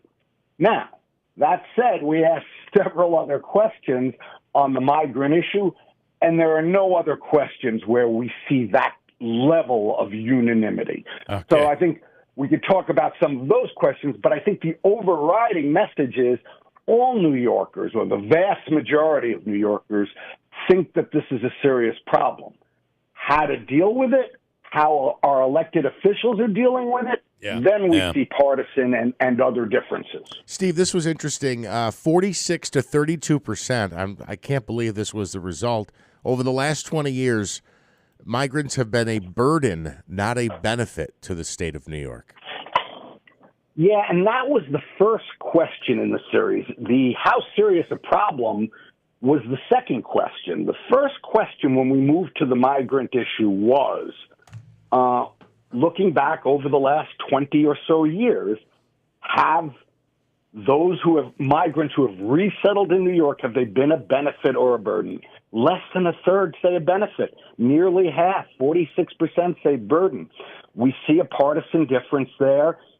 Democrats, a plurality of Democrats, not a majority, 44 to 33% say that migrants over the last couple of decades have been a benefit. But 51% of independents, 67% of Republicans say they have been a burden.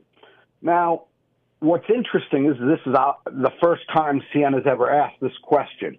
It makes me wonder if we went back, 3-4 years ago and asked this question, would we have gotten the same result, or have people's views on that been impacted by what's been going on over the last year or so? Yeah, that's a good question. Yeah. Where does Hochul come in with this whole situation? Well, I don't think New Yorkers think that the president, the governor, or the mayor of New York City are doing a good job. Only 31% of New Yorkers approve of the job that New York City Mayor Eric Adams is doing to address this issue. 47% disapprove. For Governor Hochul, similar. 35% approve, 51% disapprove. For the Biden administration, even worse. 34% approve, 59% disapprove.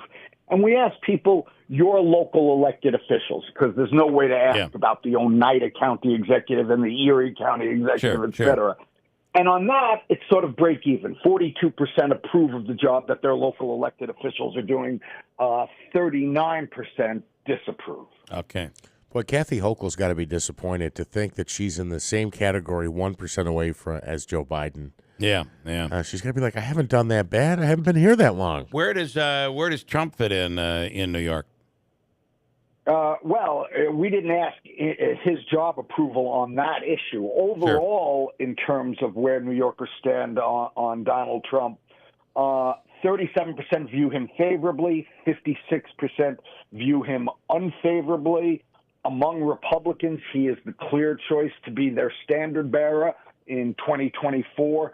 64% of Republicans say they want Trump as their candidate next year. 27% of Republicans say they'd like to find a different Republican standard bearer.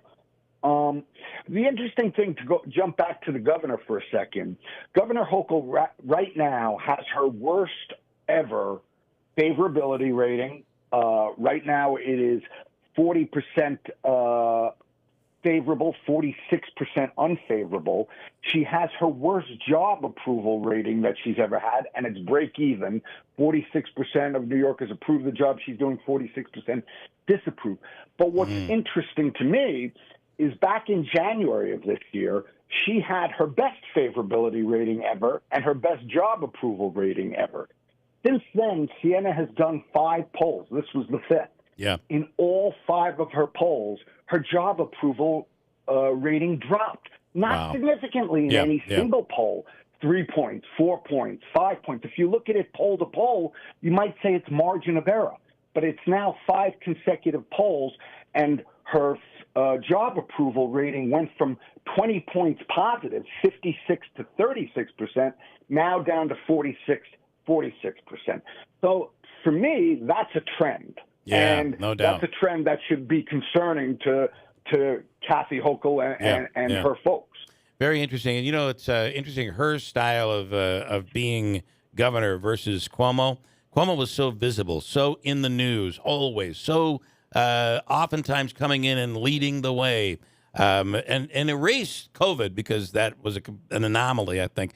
But just his normal day-to-day business, he was very visible. No one wondered who was in control. Kathy Hochul doesn't seem to have that same presence in New York. Well, I mean, let's put it this way. This is a state, and we've talked about this before, this is a state where half of the registered voters, 50% of the registered voters in the state are Democrats. Only 23%, fewer than a quarter of the registered voters in the state are Republicans. Right. In fact, there are more independents in New York than there are Republicans. Despite that, in 2 years as governor, Kathy Hochul has never once had 50% of New York voters view her favorably. Wow. Very interesting stuff. Steve Greenberg, as always, we appreciate it from Siena, and we'll talk again soon. Sounds great. Thanks, guys. Thank you, Thank Steve. you so much. Interesting stuff out of that poll. All right, let's do Davey, a free money question from Hobica. It's a chance to win. Let's make it $300 today. $300. You're going with caller number 9. Ninth caller right now through the lines. A $300 opportunity. Caller 9 at 315-736-0186. Then in studio, Norm Deep, local attorney with a very interesting story about a local veteran. We'll get to that coming up next. Hi, this is Rob Hilton of Hilton Estate and Elder Law with important information for young families. If you have young children, you face unique challenges that must be addressed when considering your estate planning. Well, they, of course, have issues related to who will take care of and raise their children when they die. In addition, they have to have concerns about how the assets are maintained and managed after their death. They need to utilize trusts, and of course, they need to have life insurance to protect their children for future costs. Blended families face unique circumstances and legal issues that must be considered with their estate planning. How do we make sure that all the children from both families receive some sort of inheritance? Oftentimes we'll use very special techniques in our wills, or we'll use IRAs or life insurance to make sure they receive an inheritance. They are all very special challenges. To find out more about strategies to protect your loved ones through proper estate planning, contact us at Hilton Estate and Elder Law. Call for more information and to schedule an in-person meeting to answer your questions. Summertime is the best time to build memories in Herkimer County, New York's Experience County. From the Mohawk Valley to the Adirondack Mountains, Herkimer County offers charming communities, festive events, fun adventures, and great family activities. Erie Canal history? Check. Farm markets and unique shops? Check. Outdoor recreation and New York's #1 water theme park? Check. See all the possibilities online at visitherkimercounty.com. Herkimer County. I love New York. WIBX 950 and 106.9 FM. This is Keeler. All right, let's do our free money question from the Hobica law firm. Davey, who's the caller, Davey? Okay, there we go. Lori in Newport. Hello, Lori in Newport. How you doing? I'm good. How are you? Good. All right, we're going to go with a category of what's been in the news. This has been in the news, and it comes from another category, which I'll explain here. You'll have 7 seconds. You know this comes from the Hobica law firm. I'll put both of you guys right here if we could, and we'll swing the mic around there. Sorry, Lori. Okay, here we go. You'll have 7 seconds to answer this question. Are you ready? I'm ready. All right, this comes from the It's in the News category, and it also comes from our DC Comics box of questions. Here we go. What superpower did the Joker have? Ready? Go. God. I have no idea. ESP. Do you, anybody know the answer to that? I don't. Yeah, I mean, the Joker's all over the news for some reason today. I don't know why. What's that guy that was standing out in Western New York that ended up getting arrested for dressing up like the Joker, but not dressing up? Turns out he had no superpowers, but he was a brilliant chemist. If you know, he was always, right, Davey? He was always brewing up the evil potion that would be So if you said chemist, that wouldn't be necessarily it, but we would have given it to you. All right. We're going to give you the that was a rough question. I guess you'd have to be a real DC Comics person to know the answer. We'll give you the all-in-one food and fun card from the Comets, Aquavino, Babes, 72 Tavern and Grill, Taylor and the Cook, and, of course, any of the concession stands at the Adirondack Bank Center and Nexus. Stand by, Lori. Davey's going to hook you up. Thank you so much. Thank you, Lori. Davey, take care of her, if you would. All right, in studio right now, Norm Deep is a local attorney, and just pull that mic right up to you there. And good morning, sir. Good morning. Jeff's going to help you adjust that a little bit, and we'll work on that.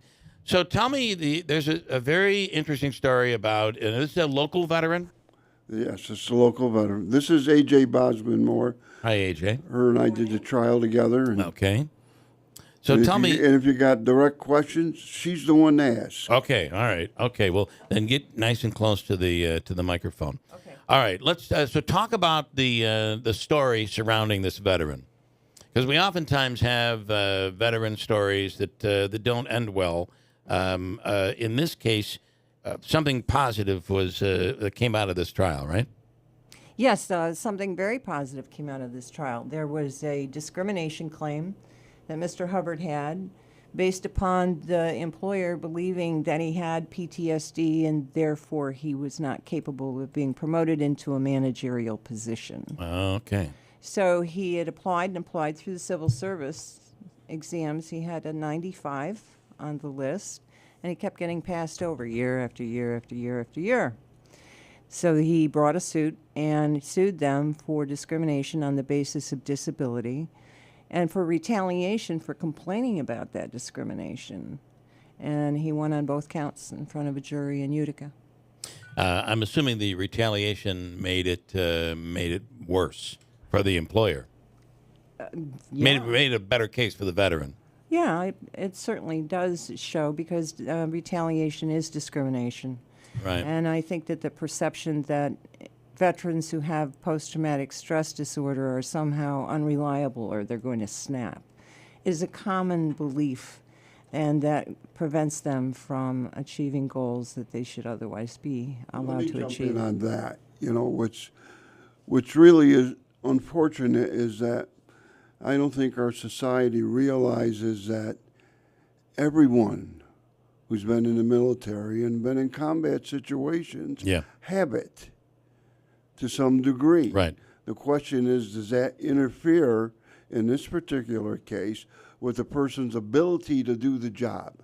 And our client had super evaluations completely, not one negative thing, and right to the top in evaluations, but they kept passing him over. Yeah, you know what I find interesting is PTSD is not exclusive to military veterans. That's right. So you might not know someone has PTSD symptoms. Maybe it was in their childhood. Maybe it was through a bad marriage. It could have been, but it would never be recognizable to the employer where being a veteran would be. Right. That's very, very Loss interesting. of a child. You lose a child. Right. You can't tell me anyone who's lost a child doesn't dream about it, it doesn't come back into their everyday existence. And can you reveal the veteran's name and the employer's name? His name is Joseph Hubbard. The employer was New York State Central New York Psychiatric Center in Marcy. Okay, interesting. Yeah. And they said they believed he wasn't qualified because of the PTSD. They actually didn't say that he wasn't qualified. They said that other people were more qualified, but failed to prove that. Right. So in the end, there was a settlement. No. There was not. The jury came back and they awarded Mr. Hubbard $350,002. Wow. And the $2 were $1 each against two individuals who violated his First Amendment rights. Interesting. What is this? That's an interesting thing that can be very helpful for the public to understand. Yeah. When there is a constitutional violation, whether it's freedom of speech or whatever it may be. You can only get $1 for the violation itself. Then there's the second phase. What are the damages as a result of that violation? Unfortunately, and I found this out through my career, and I'm sure AJ is, because she's she, in my view, is the top litigator in the state of New York for constitutional issues. You cannot beat her in the courtroom. In fact, if you're sitting on the stand and she's cross-examining you, yes, I don't want to be there. You better have gone to the bathroom before you got in that seat. Okay. AJ's going to get you. She's going to get you. Yeah. Okay? All right. And the sad part about it is people are not getting good advice for some attorneys when they talk about constitutional violations. They say, well, that's only worth $1. Well, that's not the case. Right. And so, when we deal with health issues, we say, get second opinions. That's just what people should do when they're dealing with constitutional law. Get second opinions, because people have lost millions of dollars because of some attorney one attorney saying you've got nothing. Worth $1. Yeah. Very interesting. How in this case was his First Amendment right violated? When Mr. Hubbard was passed over, I think for the umpteenth time, one of the individuals that was in charge, her name is Bardot, she made a statement in front of other individuals that we have to put him aside, meaning Joe Hubbard, because he's suing us. You have a constitutional right to seek redress for grievances under the First Amendment, and so he had a right to bring a complaint, which he had done. The very act of saying we're not going to consider him because he's suing us is in itself a constitutional violation. Wow. And that brings in the issue you brought up of retaliation. Right. Are they retaliating against this individual because he was in the military? Now, Mr. Hubbard, I have to say, because I've been in the military, and he was a master sergeant. A master sergeant can have responsibilities for thousands of people. Right. The administrative responsibility, being the person that's in charge for their safety, their welfare, major league decisions. And that's the qualifications. And not to mention the fact that the government recruits based on the experience that you receive while in the military will benefit you when you get out, right? But now all of a sudden we have a state organization saying it actually disqualifies you. That is. Well, they wouldn't say it out loud, right? So right. they do it by their acts. But the evidence showed that. And he was somebody who went to the World Trade Center during 9/11. Mm-hmm. He fought in Grenada.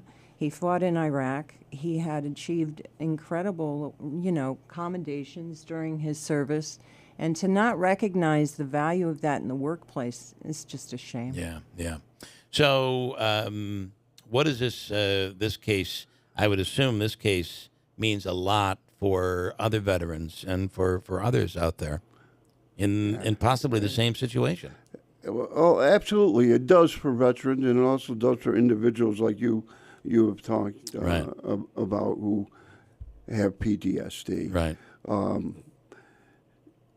This case here bothered me a little bit in relationships of my concern how people's attitude towards veterans really is. I mean, everybody's being conditioned to say, thank you for your service. Right. Well, those of us from Vietnam, it really doesn't do anything for us. Yeah. It's hard to think that's even genuine. Yeah. But I wanted to bring up one other point because we learn something from every trial. Yeah. Every trial, there's something to laugh about in the trial, and there's something to learn from it. Mm-hmm. I was very concerned about the jury.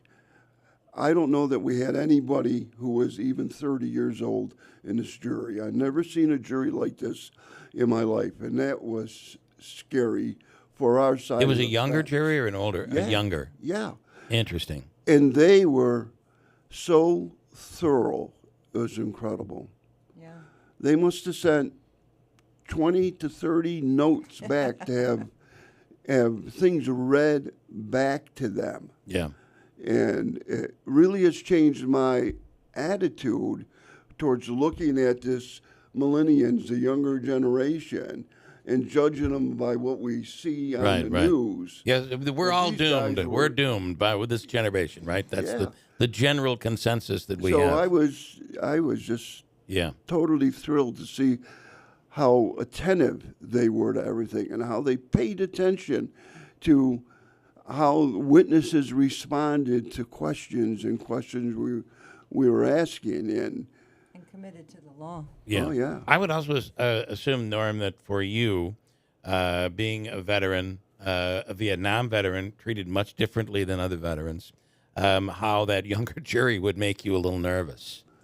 It made me nervous. Yeah. Okay, of course, but I didn't show it. But Right. I can't imagine you would. Inside, I was feeling it. Yeah. You know. But they came through.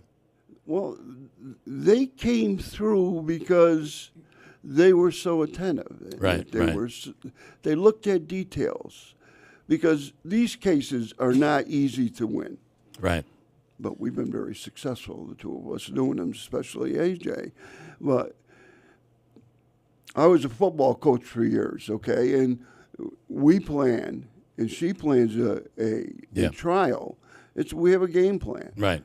And then we're able to adjust from the game plan as it occurs during the trial.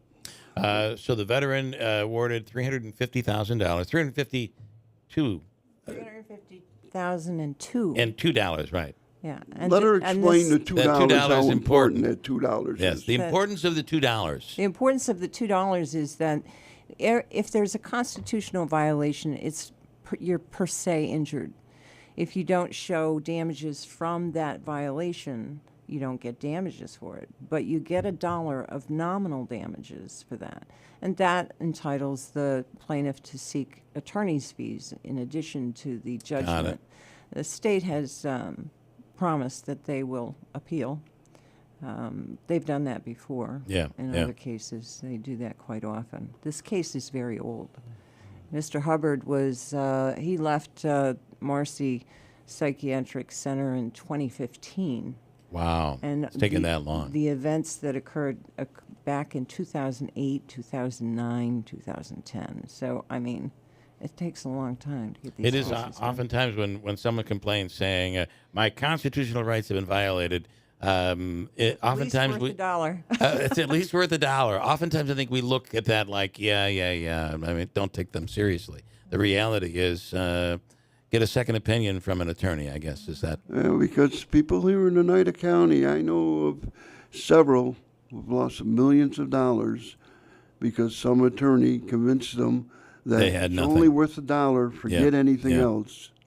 Norm and AJ, thank you so much for telling this story. A great outcome for a veteran.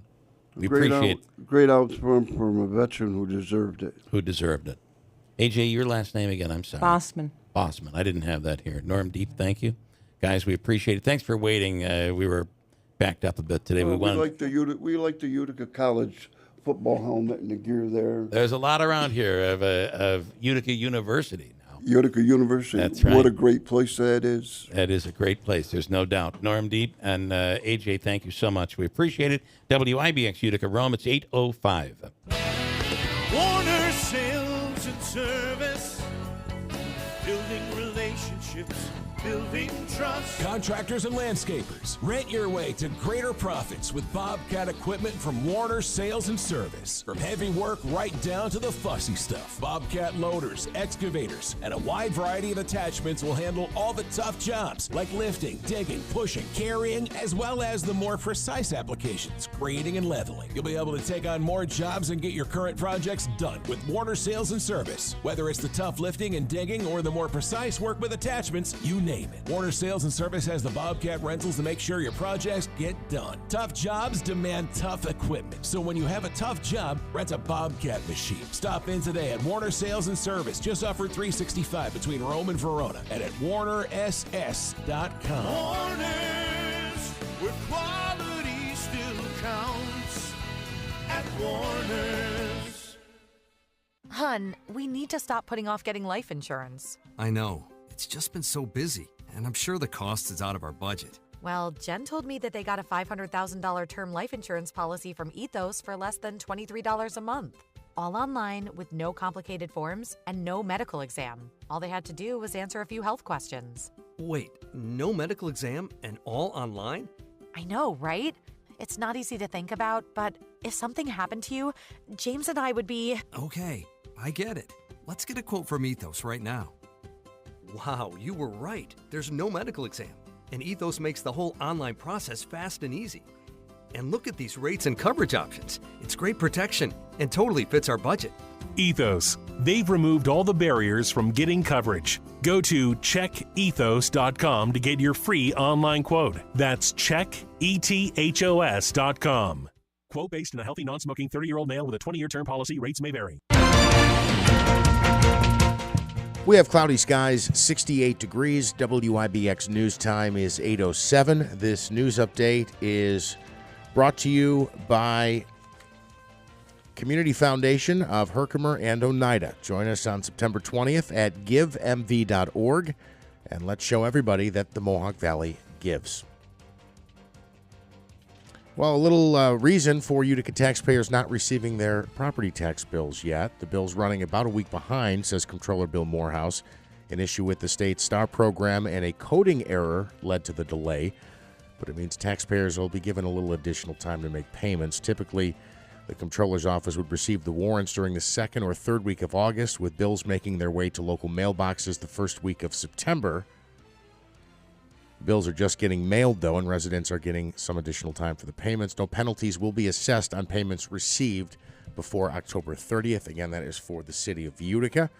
More on that story at WIBX950.com. School districts across the state being offered some tools to help prevent the spread of COVID. New York State is making both masks and rapid COVID tests available upon request. There has been a rise in COVID cases over the past few weeks, and there's also concern over a new variant of the illness. Districts are also urged to follow CDC guidelines to help keep everyone safe. A new report says that Saratoga Racecourse is in the running to host the Belmont Stakes both next year and in 2025. The Daily Racing Forum says NYRA is looking to hold the Triple Crown race at the Spa. The race needs to be moved because of construction that is planned for Belmont Park. It is important to note that an official decision on the future of Belmont is still several months away. The 2024 race will be held next June. And now that the New York State Fair is over, one of the centerpiece attractions of the 13-day event is gone. The butter sculpture that was in the dairy building was removed yesterday. They say the 800 pounds of butter will be recycled and turned into renewable energy and help power a creamery at a farm located in Livingston County. Meanwhile, the dates for next year's fair have been announced. It'll run August 21st through September 2nd. It's almost here. It's almost here. It's just around the corner if you compare it to a decade. Just around the corner, another heat advisory. Bill, we are expecting warm weather again today. It'll feel like mid to upper 90s with the heat index. Here's what we can expect from Eyewitness News. Eyewitness News Chief Meteorologist Craig Flint in the WIBX Weather Center today. Heat advisory again. Sunshine, some clouds. It'll feel like the mid-90s. Tonight remaining clear, mild and muggy near 65. Tomorrow not as hot, but still very steamy. Scattered showers and thunderstorms in the afternoon. Some storms contain gusty winds and locally heavy rain. A high of 85. For more on your local forecast, tune to Eyewitness News at 6 on WUTR. I'm meteorologist Craig Flint on WIBX 950 and 106.9 FM. All right, in sports, the Yankees picking up another win. They're now back to 500, 69-69. They beat the Tigers 5-1 yesterday. Garrett Cole picked up the victory. DJ LeMahieu went deep. Now, the Yankees also shutting down Anthony Rizzo for the rest of the season. He's got post-concussion syndrome. It's believed to have suffered the concussion colliding with Padres outfielder Fernando Tatis Jr. back on May 28th. Rizzo, 34, did pass the concussion testing, but was placed on the injured list in early August after feeling, quote, foggy. He hit 244, 12 home runs, and 41 RBIs over 99 games this season. The Mets blew out the Nationals 11-5. Brandon Nimmo had 2 home runs. Francisco Alvarez, Francisco Lindor, and Pete Alonso all also went deep. The Mets will look to sweep the brief 2-game series later today. A former Jets nemesis is expecting big things out of their new star quarterback. During a recent episode of the Let's Go podcast, future Hall of Famer Tom Brady said the changes for Aaron Rodgers are sure to have an impact on him. He says he's excited, he'll be invigorated, and he thinks he's going to have a good year. Rodgers will make his regular season debut for the Jets as they host Buffalo in Week 1 on Monday Night Football, a game you can hear right here on WYBX. That's going to be a big game. It is. It's going to be a very, very big game. I wanted to play a little piece of audio for you that is a story that we talked about yesterday, and it involves a celebrity, and it involves a traffic accident. Great story. Gary Busey. You'll remember Gary Busey from, I don't know, movies. I can't think of the movies he was in. But I most remember him, Davey, from, he was on The Apprentice. One of the movies that I remember him on is with Steven Seagal and Under Siege. Oh, yes, you're right. Yeah, okay. I think, though, in The Apprentice is where we learned that his carton of a dozen eggs was shy, at least, or maybe a few of the eggs might have been cracked a little bit. Yeah. Gary Busey rear-ended a woman in Malibu last week, then fled the scene. She chased him down. I don't think she knew it was Gary Busey until she got there, but he's a mess. So he probably wasn't all, there's the mess. A couple of his eggs are cracked. There's a lot going on. Anyway, he refused to stop and said, "I'm sorry, I'm private. I don't want to give out any more information to you." Well, if you hit somebody, you kind of got to share insurance information. No, I'll pass. Or at the very No, least, thank you. Or at the very least, wait for police to arrive. No, no thanks. So it works out that he did yell his provider to her, his insurance provider, and then told her, "I'm private." And then he backs away, turns on his stereo in his car, playing a Beach Boys song, and he speeds off. Gotta love it.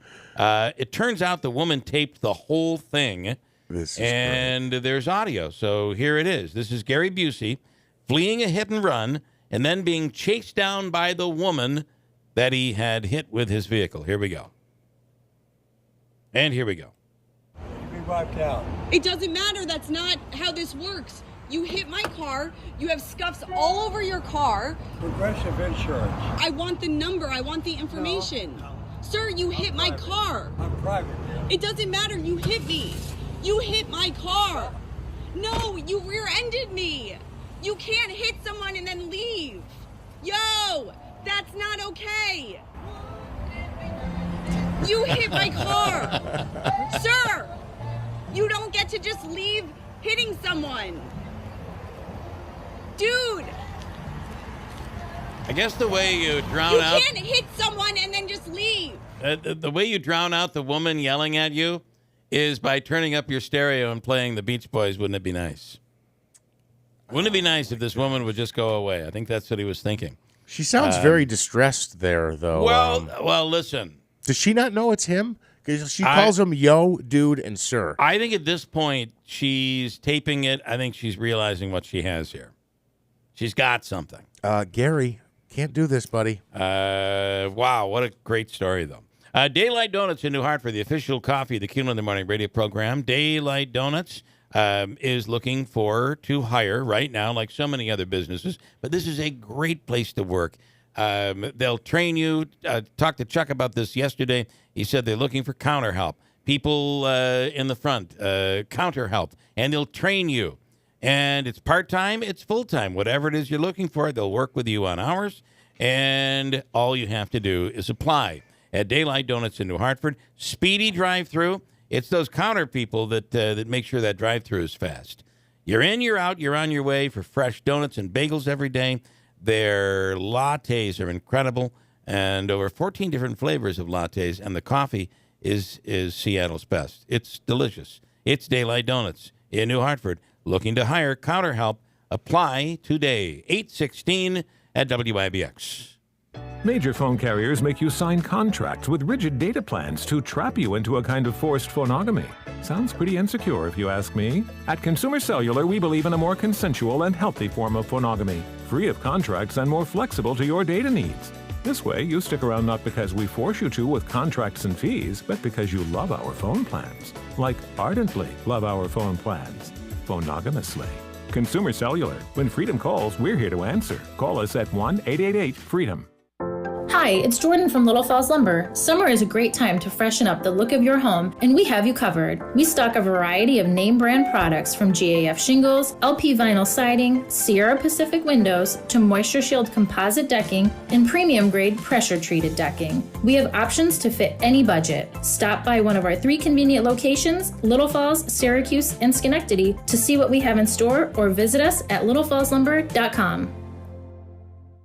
Prescriptions require an online consultation with a healthcare provider who will determine if appropriate. Restrictions apply. See website for details and important safety information. Subscription required. Price varies based on product and subscription plan. Hey guys, did you know there's a generic form of Viagra that works just the same, but is 95% cheaper? And you can get it online? Just go to hims.com/radio. Through Hims, you'll get a free medical consultation, discreet shipping if prescribed, a 100% online process, and trusted generic alternatives to the name brands at up to 95% off. That's right, get generic for Viagra, the same active ingredient as brand name Viagra, but for 95% less. It's the same medication, still prescribed by a licensed medical provider, but with zero copay, no expensive appointments, and no awkward face-to-face conversations. To start your free online visit, you need to go to this exclusive address, hims.com/radio. That's hims.com/radio for your free online visit. hims.com/radio. Attention business owners, you may qualify for up to $26,000 per W-2 employee from the ERTC Relief Program. At ERTC.com, 75% of the businesses we've helped get funding had no idea they were qualified to receive it. We've set up a free hotline to help businesses discover how much funding they qualify for. Get your free refund estimate in minutes. With our Fast Track program, you could receive funding in as little as 48 hours. ERTC.com uses only real American CPAs and offers a sleep well guarantee. On average, our refunds have been 40% higher than other ERTC firms. Call now to get your refund estimate absolutely free. 800-200-5567. That's 800-200-5567. You'll get the maximum ERTC rebate you're eligible for. But please call now before funding runs out. For your free refund estimate in minutes, call 800-200-5567. 800-200-5567. 800-200-5567. I want to talk about Steve Ponte Mazda, located on Commercial Drive, Ricky Z, and the Move to Mazda sales event, which is back. I got to tell you, I was never a big leaser. I wasn't a leasing guy. You got to buy the car, and which I think is great as well. But I took advantage of a lease, and I've discovered the beauty of the lease.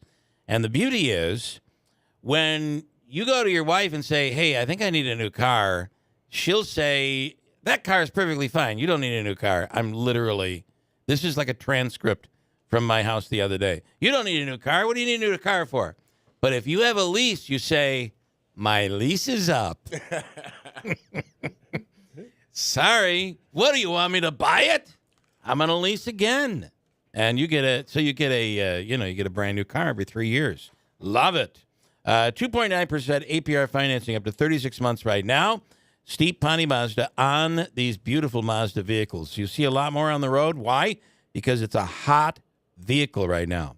Dependable, solid, looks good, great electronics, and a dependable vehicle with great gas mileage. That's how I describe my CX-9. The new 2023 Mazda CX-30s, CX-5s, CX-50s. Before you know it, the 24s will be coming around the corner. Enjoy 0% APR financing up to 36 months on the 2023 Mazda CX-9s. Perfect time right now because the 2024s are coming. You get in now before you are going to be dealing with the 2024s. Great time to get in on a new vehicle. It's the Move to Mazda sales event from the dealership that's achieved first place nationally in customer satisfaction. Steve Ponte Mazda, Commercial Drive in Yorkville. WIBX 950 and 106.9 FM. This is Keeler. You don't need a new vehicle. I was going to say, can I be at the kitchen table when you tell her she doesn't need a new vehicle? Actually, it's kind of funny. I keep telling her she does need a new vehicle. Oh, really? But she won't do it. I don't know.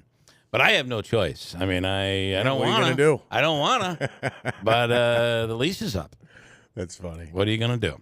A couple of other stories out there today that we've been working on through the course of this morning. That polling on the migrant situation in New York. Very interested on that Siena poll. We talked to Steve Greenberg last hour. Some really interesting pieces of that poll, right? Yeah, 82%. So obviously this covers all, as he said, all backgrounds, whether it's political party, white voters, black voters, and Latino voters. Democrat, Republican, Independents, it's everybody. Yeah, they say that the migrant situation is a serious problem. 54% say it's very serious. I found this interesting as well. They did get into some of the presidential stuff. President Joe Biden leads former President Donald Trump 47-34 in New York. That was down from 50 to 28% in June. Biden's favorability rating is 46 favorable. That's down, 46 unfavorable, 50% favorable. That's down 47 in June. So just interesting. Where's the one part about the indictments here? This was what I wanted to cue in on. I'm sorry, I'm just skimming here. A majority of independents, 2/3 of Republicans say the migrant resettlement. I'm sorry, I'm looking for this. I thought the approval rating of Governor Kathy Hochul was quite interesting, and it's continuously declined since the beginning of the year, going down 4 or 5 points every time they do a poll. Now it's to the point where she's way behind. Yeah, she's below Biden by 1%. So here's the number on the impeachments. On that. What I'm getting at is it was split, basically 50-50 in New York. They said that Biden should face an impeachment hearing, right? Which I just found interesting, based on the political breakdown of the state. Yeah, the fact that there are more independents than Republicans in New York State. And then one more story, if you're keeping an eye on the hurricane season. Tropical Storm Lee, they say, is expected to become a major hurricane by Friday. Right now, it looks like it is going to be taking a potential turn to go and miss Florida. But they're saying this will be a Category 4 hurricane by Friday with winds in excess of 140 miles per hour. But when you look at all the different trajectories, they have like 40 of them. Some of them have them going into Florida, others don't. But right now it looks like it may be missing and could very well be heading north, which could be a hit on New England. Go right up the coast. And go right up the coast and really not hit land until it passes by the Carolinas. So it'll be interesting to see where that whole thing goes. And anyway, that's I would say that if Florida were to be hit again, that would not be a good thing, considering what they just went through.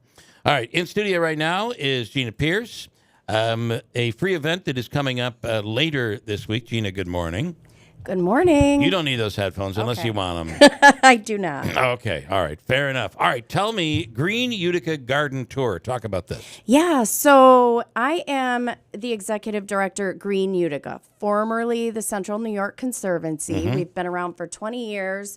We're a nonprofit with a long history of preserving and maintaining Utica's Olmsted design parks. Now we have decided to expand our mission and vision a bit. So now our mission revolves around bringing events and programs to the city and to the parks that allow us to lead the preservation and beautification of Utica's parks and green spaces. Okay. So a couple of months ago, someone who started this garden tour, there's a big Buffalo garden walk. They get thousands of visitors and tourists that come into the city every year, and it's allowed them to do two things. They've created this great tourist destination event, and it's done a lot to help beautify the city. Sure. Which is part of our mission. Right, So when Michelle McKenna came to me, she went to the Buffalo Garden Walk and started it here. She said, we need a partner. I can't do this by myself. Do you want to help? So I said, absolutely. We would love to. So the goal is to do what they're doing in Buffalo here? I mean, ideally, I would Yeah, love that would be. Yeah. Yeah. Yeah. I mean, we're in our infancy. It's only the 3rd year, so it's grown a little bit in the last couple of years, and we expect, we've had more growth this year, more garden participants, and hopefully more people taking the tour. But I really would like to see it take off. So talk about the event this week. Yeah. So this week on Saturday is the garden tour. It's a self-guided tour. So people can get in their cars. First, they have to register, and they can do that one of two ways. They can go online and register at greenutica.eventbrite.com, or they can register in person, either at the Utica Public Library on Friday between 1 and 5, or Saturday starting at 10 a.m. Okay. And there's also, at the library, there's the District 5 flower show.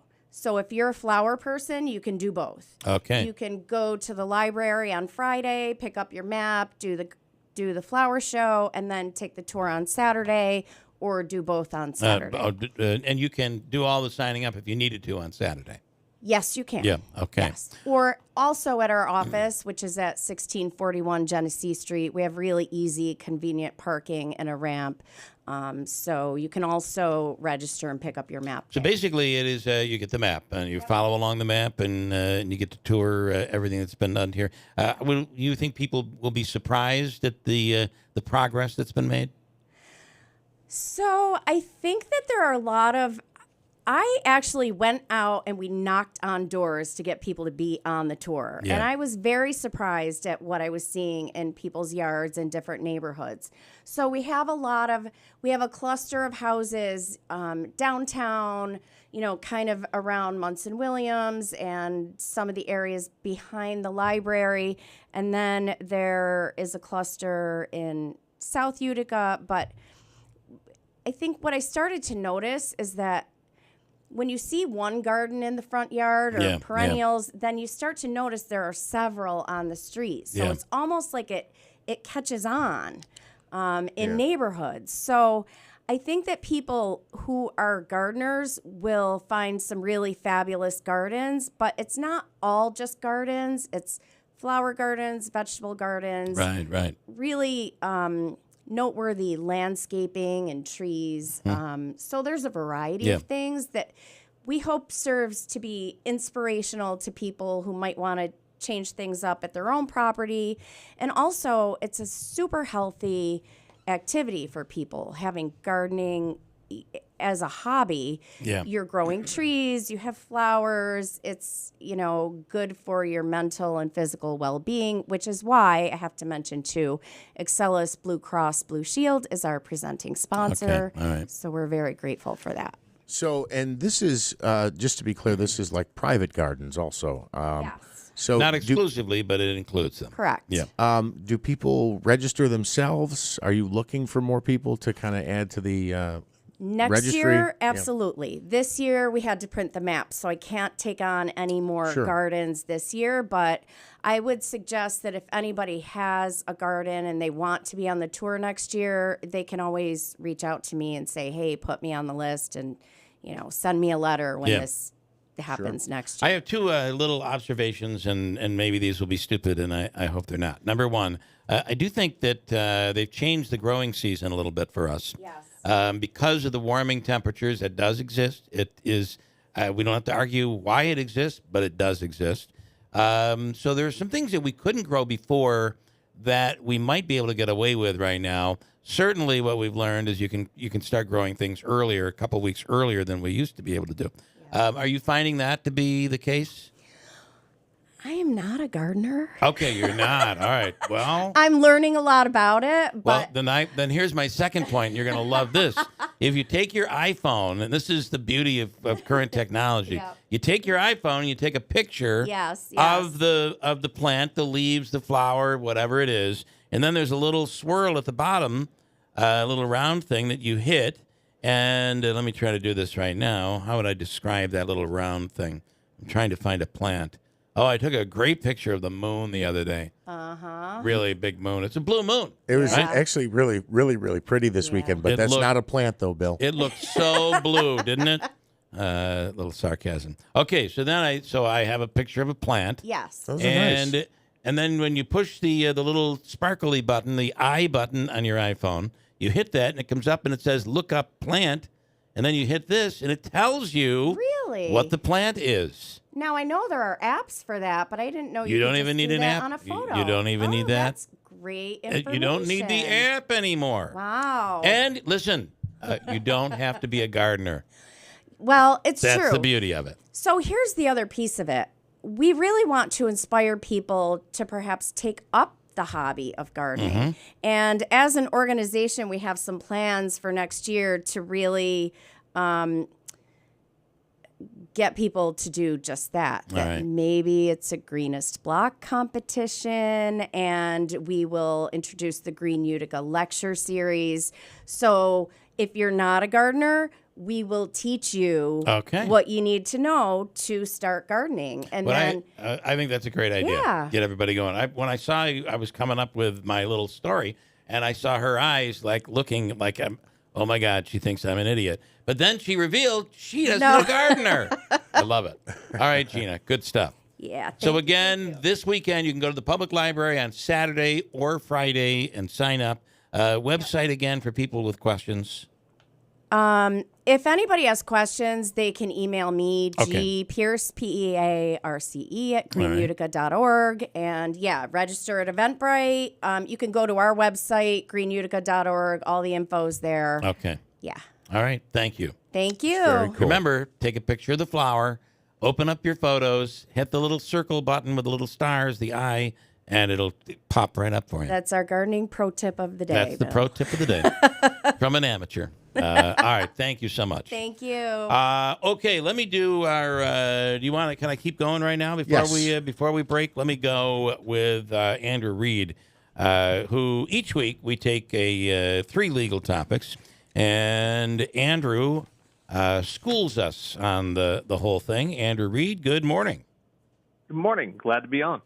I want to. So I have 3 topics as always here. Let's start with number 1. Musk blaming Anti-Defamation League for Twitter's X's poor ad sales, and Elon Musk is now threatening a lawsuit. What do you think about this? This is going to be an interesting one to watch, because essentially what Musk has come out and says, because of statements by the Anti-Defamation League regarding basically what people have called his opening up of what was Twitter, now X, and some of the free speech rights that are there now compared to what it was before, right. That because of that, there has become a lot more issues with, for example, racist and derogatory remarks made on there. And so they've continued to point that out, and they've pointed to some studies and things of that nature. And because of that, Musk says that's a result that has led to, or cause that has led to the result of their ad revenue being down. So because of that, he said he's been going back and forth. Now, an interesting twist to all of this is the newly appointed CEO of X, whom Musk had hired, has recently been having meetings with the Anti-Defamation League, and it said those have been very fruitful and open with a lot of candor. So it's going to be a question, who's really controlling the ship here? Is it suable? That's what I was wondering. I'm surprised. Right. So here's the Anti-Defamation League coming out and giving their opinion. Mm-hmm. I would find that that's going to be pretty hard for Elon Musk to sue them over that, right? Exactly. And particularly with what he's claiming is that it's defamation, which is always very hard to prove. So it's kind of funny that he would be saying the Anti-Defamation League is actually the one doing. They're really the Pro-Defamation League. I don't know if you know that. All right, very interesting. One might say ad revenues are down because you just changed the brand and everybody thinks it's stupid. I'm sorry. That could be. See, now I'm here. I am pro-defamation. You're going to get sued, Bill. I'm going to get sued. All right. So this interesting. next topic here, social media giants TikTok and YouTube, among others, fuel the youth mental health crisis several school boards claim in a lawsuit. I'll be interested to see if they can prove this. This is something we've talked about before. What do you see here with more than 200 school boards joining this lawsuit? So much opinion on this topic. Okay, what do you think, Andrew? Yeah, and there is a lot of opinions on this. Now, ultimately, kind of to simplify this down and ultimately oversimplify it in a lot of respects, is that these school districts are saying we are expending enormous resources, particularly with having to hire people to assist our students with these issues. And because of that, we can, and the cause of it, we can directly point to social media. And accordingly, social media companies, we want you to help offset our costs here. We're having to expend so much that we shouldn't have to be spending on this, that we could be actually spending on education otherwise. So ultimately, that's where this really comes down to. It is more of just saying, hey, we're having to expend money. We want you to help offset that money. Well, next we're going to sue the sugar companies. I was going to say the maker of Doritos, right? Because and the soda companies, because whatever happened to Andrew, and maybe I'm way out here, but whatever happened to parental supervision? Boomer. It's one. There's a lot of questions on that. Yeah, and that's something that's probably going to be, if these cases, I should say, actually do move forward. It's going to come out, and there's going to be a lot of details that will probably come to light regarding how these companies operate with these algorithms. Yeah. Do they actually target minors? Do they particularly target children in manners that they try to show them stuff that are deemed to be normal when actually they aren't normal? Things of that all right. nature. Well, what you're describing is something similar to the tobacco companies and nicotine. Right? They kept telling you nicotine didn't hurt you, but it was making you addicted to cigarettes. They're almost trying to make the case that the social media is addictive and it can hurt you. That's going to be very interesting to see them try to prove that. Exactly, and that's part of what they will have to prove to make this case go forward. Okay, interesting. All right, okay. And then this one is also interesting for many reasons. Delta Airlines was, sometimes they won't allow you to bring your dog up into the cabin. You have to stow and put it in a crate. And anyway, Delta loses the woman's dog. For how long? So it's been, the reports I read said it had been a couple of weeks now. So, yeah. Wow. And this is actually a little bit of a difference in what she actually presented there. Was this woman was trying to enter the U.S. from, I believe it's the Dominican Republic, going to, I believe, San Francisco. And so she entered through one of the airports, and going through customs, they said, no, you've got problems with your visa paperwork, so you can't enter. Well, unfortunately, because of the time of day, she was going to have to stay overnight. So they had to put her in a detention center. They can't release her into the U.S. because she didn't have the proper paperwork. And she had been bringing her dog, and so Delta said, you know what, we'll take care of it. We'll take care of the dog and take care of getting on the flight and everything back to the Dominican Republic. Well, they lose the dog. And they lost the dog. Okay. So. And still hasn't been found. So here's the part of this. Here's the part: is they've offered her $1,800. She's saying that is an insult. She wants more. Yep. That she is saying it's an insult, and she wants more. So it's one. Unfortunately, both sides are kind of at a no comment stage because lawyers are involved. When that happens, usually everyone starts claiming up and saying no comment. Everything goes through the lawyers. Yeah. But this one will be an interesting one to watch to see if Delta does anything or if a lawsuit does come forward. Well, ultimately it wouldn't have happened had she not tried to enter the country illegally. Another interesting angle on this story. Let's see here. She waited at the airport while she awaited deportation. I didn't know we did that anymore. Yeah, I didn't either. I didn't know we deported people. And then, Andrew, one last question on this issue. Is the dog some special breed that's worth $3,600, not $1,800, or is it her emotional loss that she's suing over? It's one because the lawsuit hasn't been filed, don't know Okay. the particulars of that just yet. Yes, I want $1 million is what she really wants. I'd like to know where the dog is. It still Yeah. hasn't turned up. Still has not. Yep. Somebody's got a very popular dog apparently at their home, their apartment. Probably a flight attendant.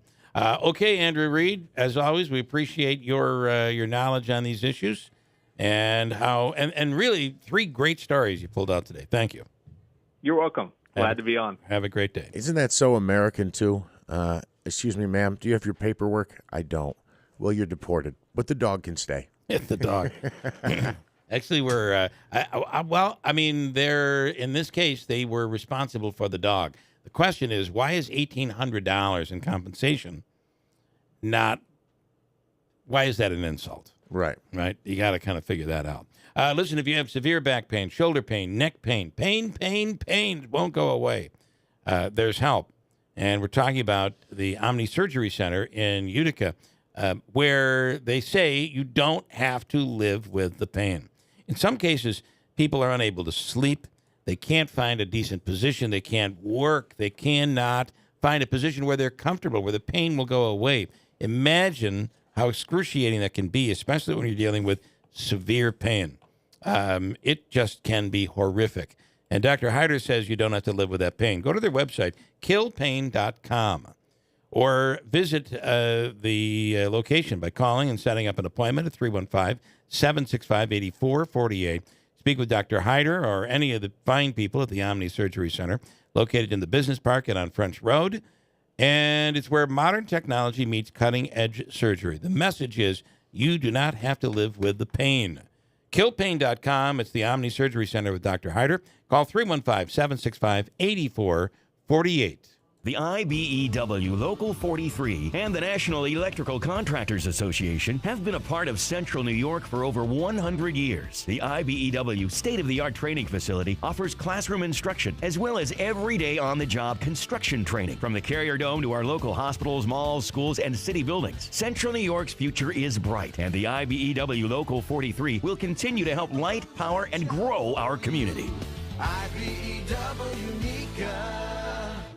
Hey, Mark. I just stopped in to say hello, and whoa, the phones are ringing off the hook. Safe to say business is going well? Yeah, word of mouth kept us afloat after we opened. Then there was a bit of a lull, but it finally feels like we've been getting a steady flow of new customers over the past few months. What have you been doing? It definitely looks like it's working. Thanks. We needed to be able to be found where people are searching, and today that means being found online. How'd you pull that off? Sounds pretty complicated. No, it was easy. I went to townsquarelocal.com to see how many people are searching for my services in the area. Then the experts at Town Square helped build my online presence, so my business could be found exactly when and where customers were looking. That's amazing. Do you think they could help me too? Absolutely. Go to townsquarelocal.com to find out. Go to townsquarelocal.com for a local customer analysis that will show you how many Utica customers are searching for your services online. It's quick and easy. Get your business found online by visiting townsquarelocal.com today. Who doesn't love a great deal? We all do. And that's why Bremer's Wine and Liquor has carefully selected 8 very special wines and priced them under $8. Sure, we already offer hundreds of wines for less than $8, but these 8 wines are truly remarkable, handpicked by our experts. You'll be amazed by the quality you're getting for such a low price, including award winners like Wine Spectator Best Values and wines rated 90 points or higher by Wine Enthusiast. Reds, whites, rosés, whatever you're into, you'll find it. And we're constantly updating our 8 Under 8 selection to help you discover more new wines for less money. All of our 8 Under 8 are wines you'll love and want to share with friends. They're all hand-selected, deeply discounted, and they drink like you paid a lot more. Hey, you've got good taste, and so do we, for under $8. Adventure into great new wines with our 8 wines under $8 at Bremer's Wine and Liquor on Commercial Drive in New Hartford. Major phone carriers make you sign contracts with rigid data plans to trap you into a kind of forced phonogamy. Sounds pretty insecure if you ask me. At Consumer Cellular, we believe in a more consensual and healthy form of phonogamy, free of contracts and more flexible to your data needs. This way, you stick around not because we force you to with contracts and fees, but because you love our phone plans. Like ardently love our phone plans. Phonogamously. Consumer Cellular. When Freedom calls, we're here to answer. Call us at 1-888-FREEDOM. Get the hottest deals now on America's hottest furniture and mattresses at Ashley Furniture's newest store in Marcy. During the Labor Day sale going on now, we're breaking out big discounts to save you more. Shop Red Hot Buys store-wide, like comfy sofas in 2 colors, just $4.29. Reclining sofas in 3 colors, just $5.99. 6-piece cherry queen bedroom, $6.99. Dining table and 6 chairs, your choice, $5.99. Ashley Hybrid Queen Mattresses, $2.99. Or save up to $700 on select Tempur-Pedic adjustable base sets. Plus, save up to $1,000 on select Sealy mattresses in firm, plush, or pillow top. These incredible deals and more. Plus, get 5-year special financing with no minimum purchase. It's the Ashley Home Store Labor Day sale now. In-store only at your newest Ashley store on River Road near Duncan in the Marcy Town Plaza. Hurry in. WIBX 950 and 106.9 FM. This is Keeler. Hey, if you want to win free supplies for your spa or your hot tub, Tucker Backyard Pools and Spas has you covered. You can register to win a 4-month supply. Absolutely free, no purchase necessary. Just go to our app. If you don't have the app yet, you can download it and text us, Tucker, Tucker, and it's as simple as that. You'll be in the running later on in the month. We'll give away to one lucky person a 4-month supply of hot tub or spa supplies, all yours. Right now, Tucker's has artesian spas made in the USA, and if you look inside their showroom, they have one of these big swim spas where it's deep enough you're actually swimming in the spa. It can be used for exercise or therapy, and you can even swim against the waves, against the current. They have one on display in their showroom at Tucker Backyard Pools and Spas. Text us Tucker, Tucker, on the app only to qualify to win, and we'll draw at the end of the month. No purchase necessary. 8:48, Ryan Nobles is with NBC. Ryan, good morning. Hey, Bill. Good morning. How are you? Good. I want to say that Davey had a question a few minutes ago about Spectrum. You know that we're dealing with this whole thing with Spectrum. It is in a battle with Disney, right? Right. Yes. And yes. which means like the ESPN, the Clemson game the other night, couldn't watch it. And the Syracuse game, you had to stream anyway, and you couldn't stream through Spectrum. And Davey, your question is, this Saturday, Syracuse plays Western. They're playing Western Michigan, and I just seen it's going to be on the ACC network. Is that part of the ESPN debacle? It is. I didn't think it was. It absolutely is. But it is. Absolutely. Yeah. Yep. So that's blocked. SEC is blocked. FX. I didn't know. I guess that's right because Disney bought the entertainment division of Fox, right? But the CW is also going to be having ACC football this season and basketball this season. Some deal they made. I don't know what's going on. So Syracuse will be on the CW a couple times. Again, Davey, sign up for YouTube TV. You'll get it. There's no block there. Am I right with that, Ryan? I am a not currently. YouTube TV subscriber, and I cannot recommend that highly enough. Love it. I mean, I switched over because of the football package. Yep. And love every bit of it. I think it's the most user-friendly linear TV service out there, and you have it on any platform and any TV in your house, and I think it's great. They also have unlimited DVR. Yep, you can record everything. Yep, so you can record NBC Nightly News every night, and then catch me every single night. I've been noticing, Ryan, two things. I have two observations. Number one, you're showing up a lot more with Lester Holt on NBC Nightly News. I've noticed that. But the other notice, and you got to get your agent on this, I still have not seen you in a promo. I'm just saying. You got to get your agent on this. You need to be in the promos. All right? Can I be honest with you? In my entire career, going back all the way to WKTV, I've never complained about not being on the promo. I don't think I'm going to start that trend now. Well, back at KTV, you had to make the promo. That's the reason. But you yourself, didn't want. Yeah. Right. I mean, at NBC, I imagine you have people there to do this stuff. So, all right. Okay. So wait, the host? No, never mind. Go ahead. Here we are, and Congress is coming back, and you have certain in the House, certain members of the House who are saying it's an impeachment inquiry or we are going to send the government into default. What do you think? Well, first of all, the two things really shouldn't have anything to do with each other, but that's not the way Congress works. People find leverage points and then they try and exploit those leverage points to get what they're looking for in any kind of negotiation. And, I think that one of the big problems that we're dealing with in Congress these days is that you have a group of actors that are not all playing with the same set of rules. And, it used to be for many years that, members of Congress felt that shutting down the government was a bad thing under any circumstance, Republican or Democrat. They would still end up doing that just because they were belligerent about things, but they ultimately knew that it was bad for the country. Right now you're dealing with a small faction of Republicans who hold enormous sway because of the tight margins between Republicans and Democrats in the House, who really don't care if the government shuts down. Actually believe in some respect that it's good for the government to shut down because they believe the federal government is too heavy of a burden on the average American. And so when you are dealing with a group of negotiators who don't think that that's a huge consequence, it gives them enormous leverage to hold out for everything that they can hope to get. Now, in this case, they seem to be pretty dead set on, not signing on to any sort of spending bill that increases spending. This, despite the fact that the debt ceiling agreement agreed to at least, cap things back to 2023 levels, which would still be a bit of a hike from where we are. But the point is that they're now saying that they might be open to a conversation if it involves impeaching the president. Now, that's the problem with purity, and a lot of these guys are purists.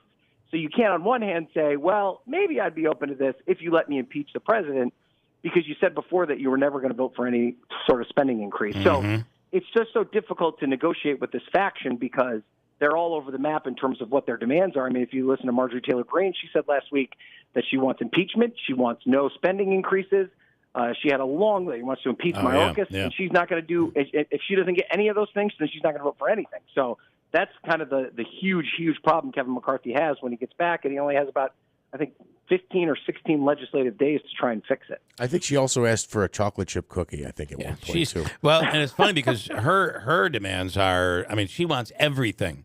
And, her followers in Georgia, and I don't mean that I don't know any other way to describe it, but followers in Georgia, they're all in. They love that she is bucking the trend and making trouble for McCarthy. And she got a standing ovation the other day at a town hall when she kind of stood up and said that that's where she was on that issue. And she also, it's allowed her to raise millions of dollars with base Republicans all over the country as well, because, that's where base Republicans are. The thing I keep going back to, though, Bill, is, and if McCarthy is shrewd enough in this game, and I think he proved himself to be shrewd enough during the debt ceiling negotiation, is that he can find a way through this where he gets a more conservative version of whatever ultimately gets passed in the budget negotiations by getting a group of moderate Democrats to jump on board. And then, each time he does this, he, further and further minimizes the impact of the power that this small faction of conservatives have. They can't continue to just stonewall all the time. That's not an effective governing strategy. And if he's smart about it, he can find a way to overcome that. But it's a dangerous road for him to take because they could ultimately deny him the speakership. A lot of talk right now about, by the way, Davey, Jim says you're better off getting DirecTV, and they have it in bars and restaurants. You can use YouTube for residential content. There you go. All right. Thank you very much. Okay. All right. This is a big topic here. By the way, Bills, what do you think? Bills Jets on Monday. This is going to be big. It's a big test. I think it's a good way to start this season. It's going to give us an idea of where things are.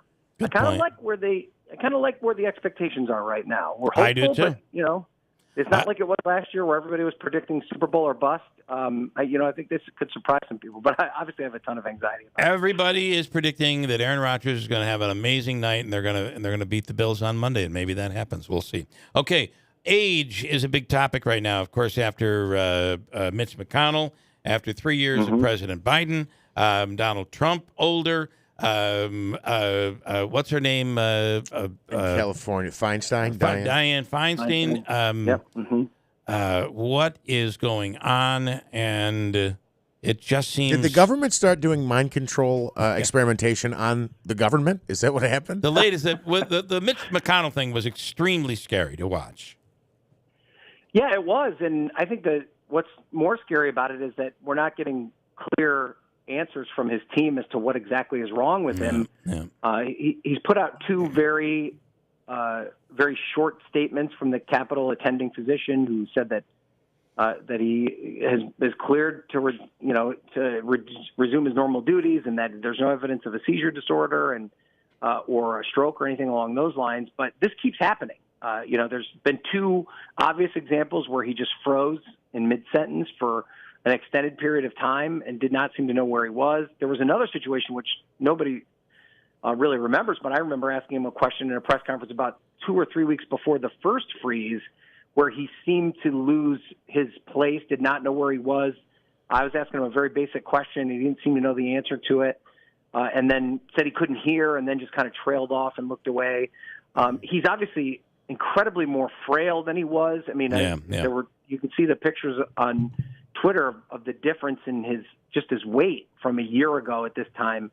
But this is a problem that's plaguing both Republicans and Democrats. And, Josh Hawley, the Republican senator from Missouri, he said yesterday that we can't just bury our heads in the sand about Mitch McConnell if we also have the same concerns about Joe Biden. Right. And I think what was interesting was the person that was perhaps the most vociferous defender of Mitch McConnell over the past 48 hours was Joe Biden, with good reason. Because if Mitch McConnell's there, it provides him a level of backup. I just don't know how sustainable it is, Bill.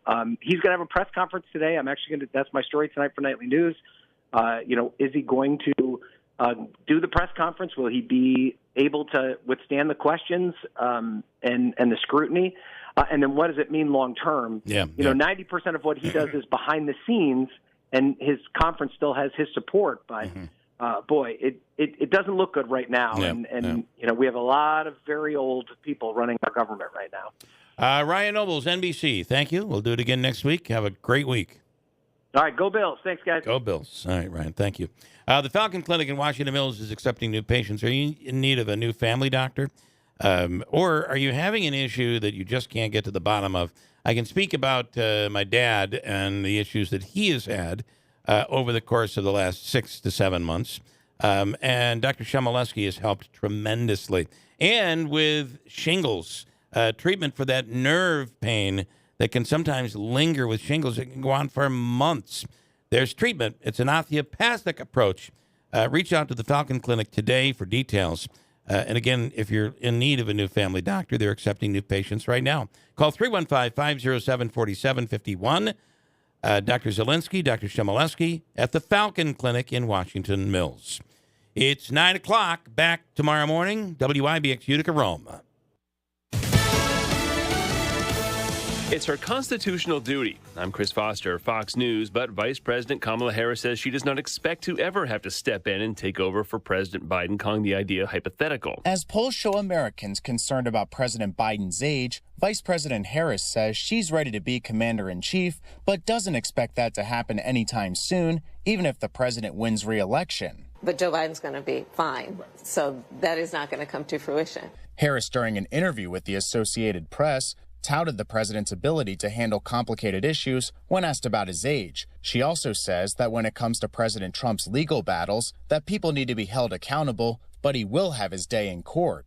In Washington, Ryan Schmelz, Fox News. Former Proud Boys right-wing militia leader Enrique Tarrio apologizes and says he's done with politics, now serving a 22-year prison sentence for leading a conspiracy to storm the Capitol during Joe Biden's Electoral College certification. The government requested 33 years, but ultimately Judge Tim Kelly, a Donald Trump appointee, felt 22 years fit the crime better. Tarrio was not even in Washington, D.C. on January 6, 2021. He was arrested 2 days before in Washington for burning a Black Lives Matter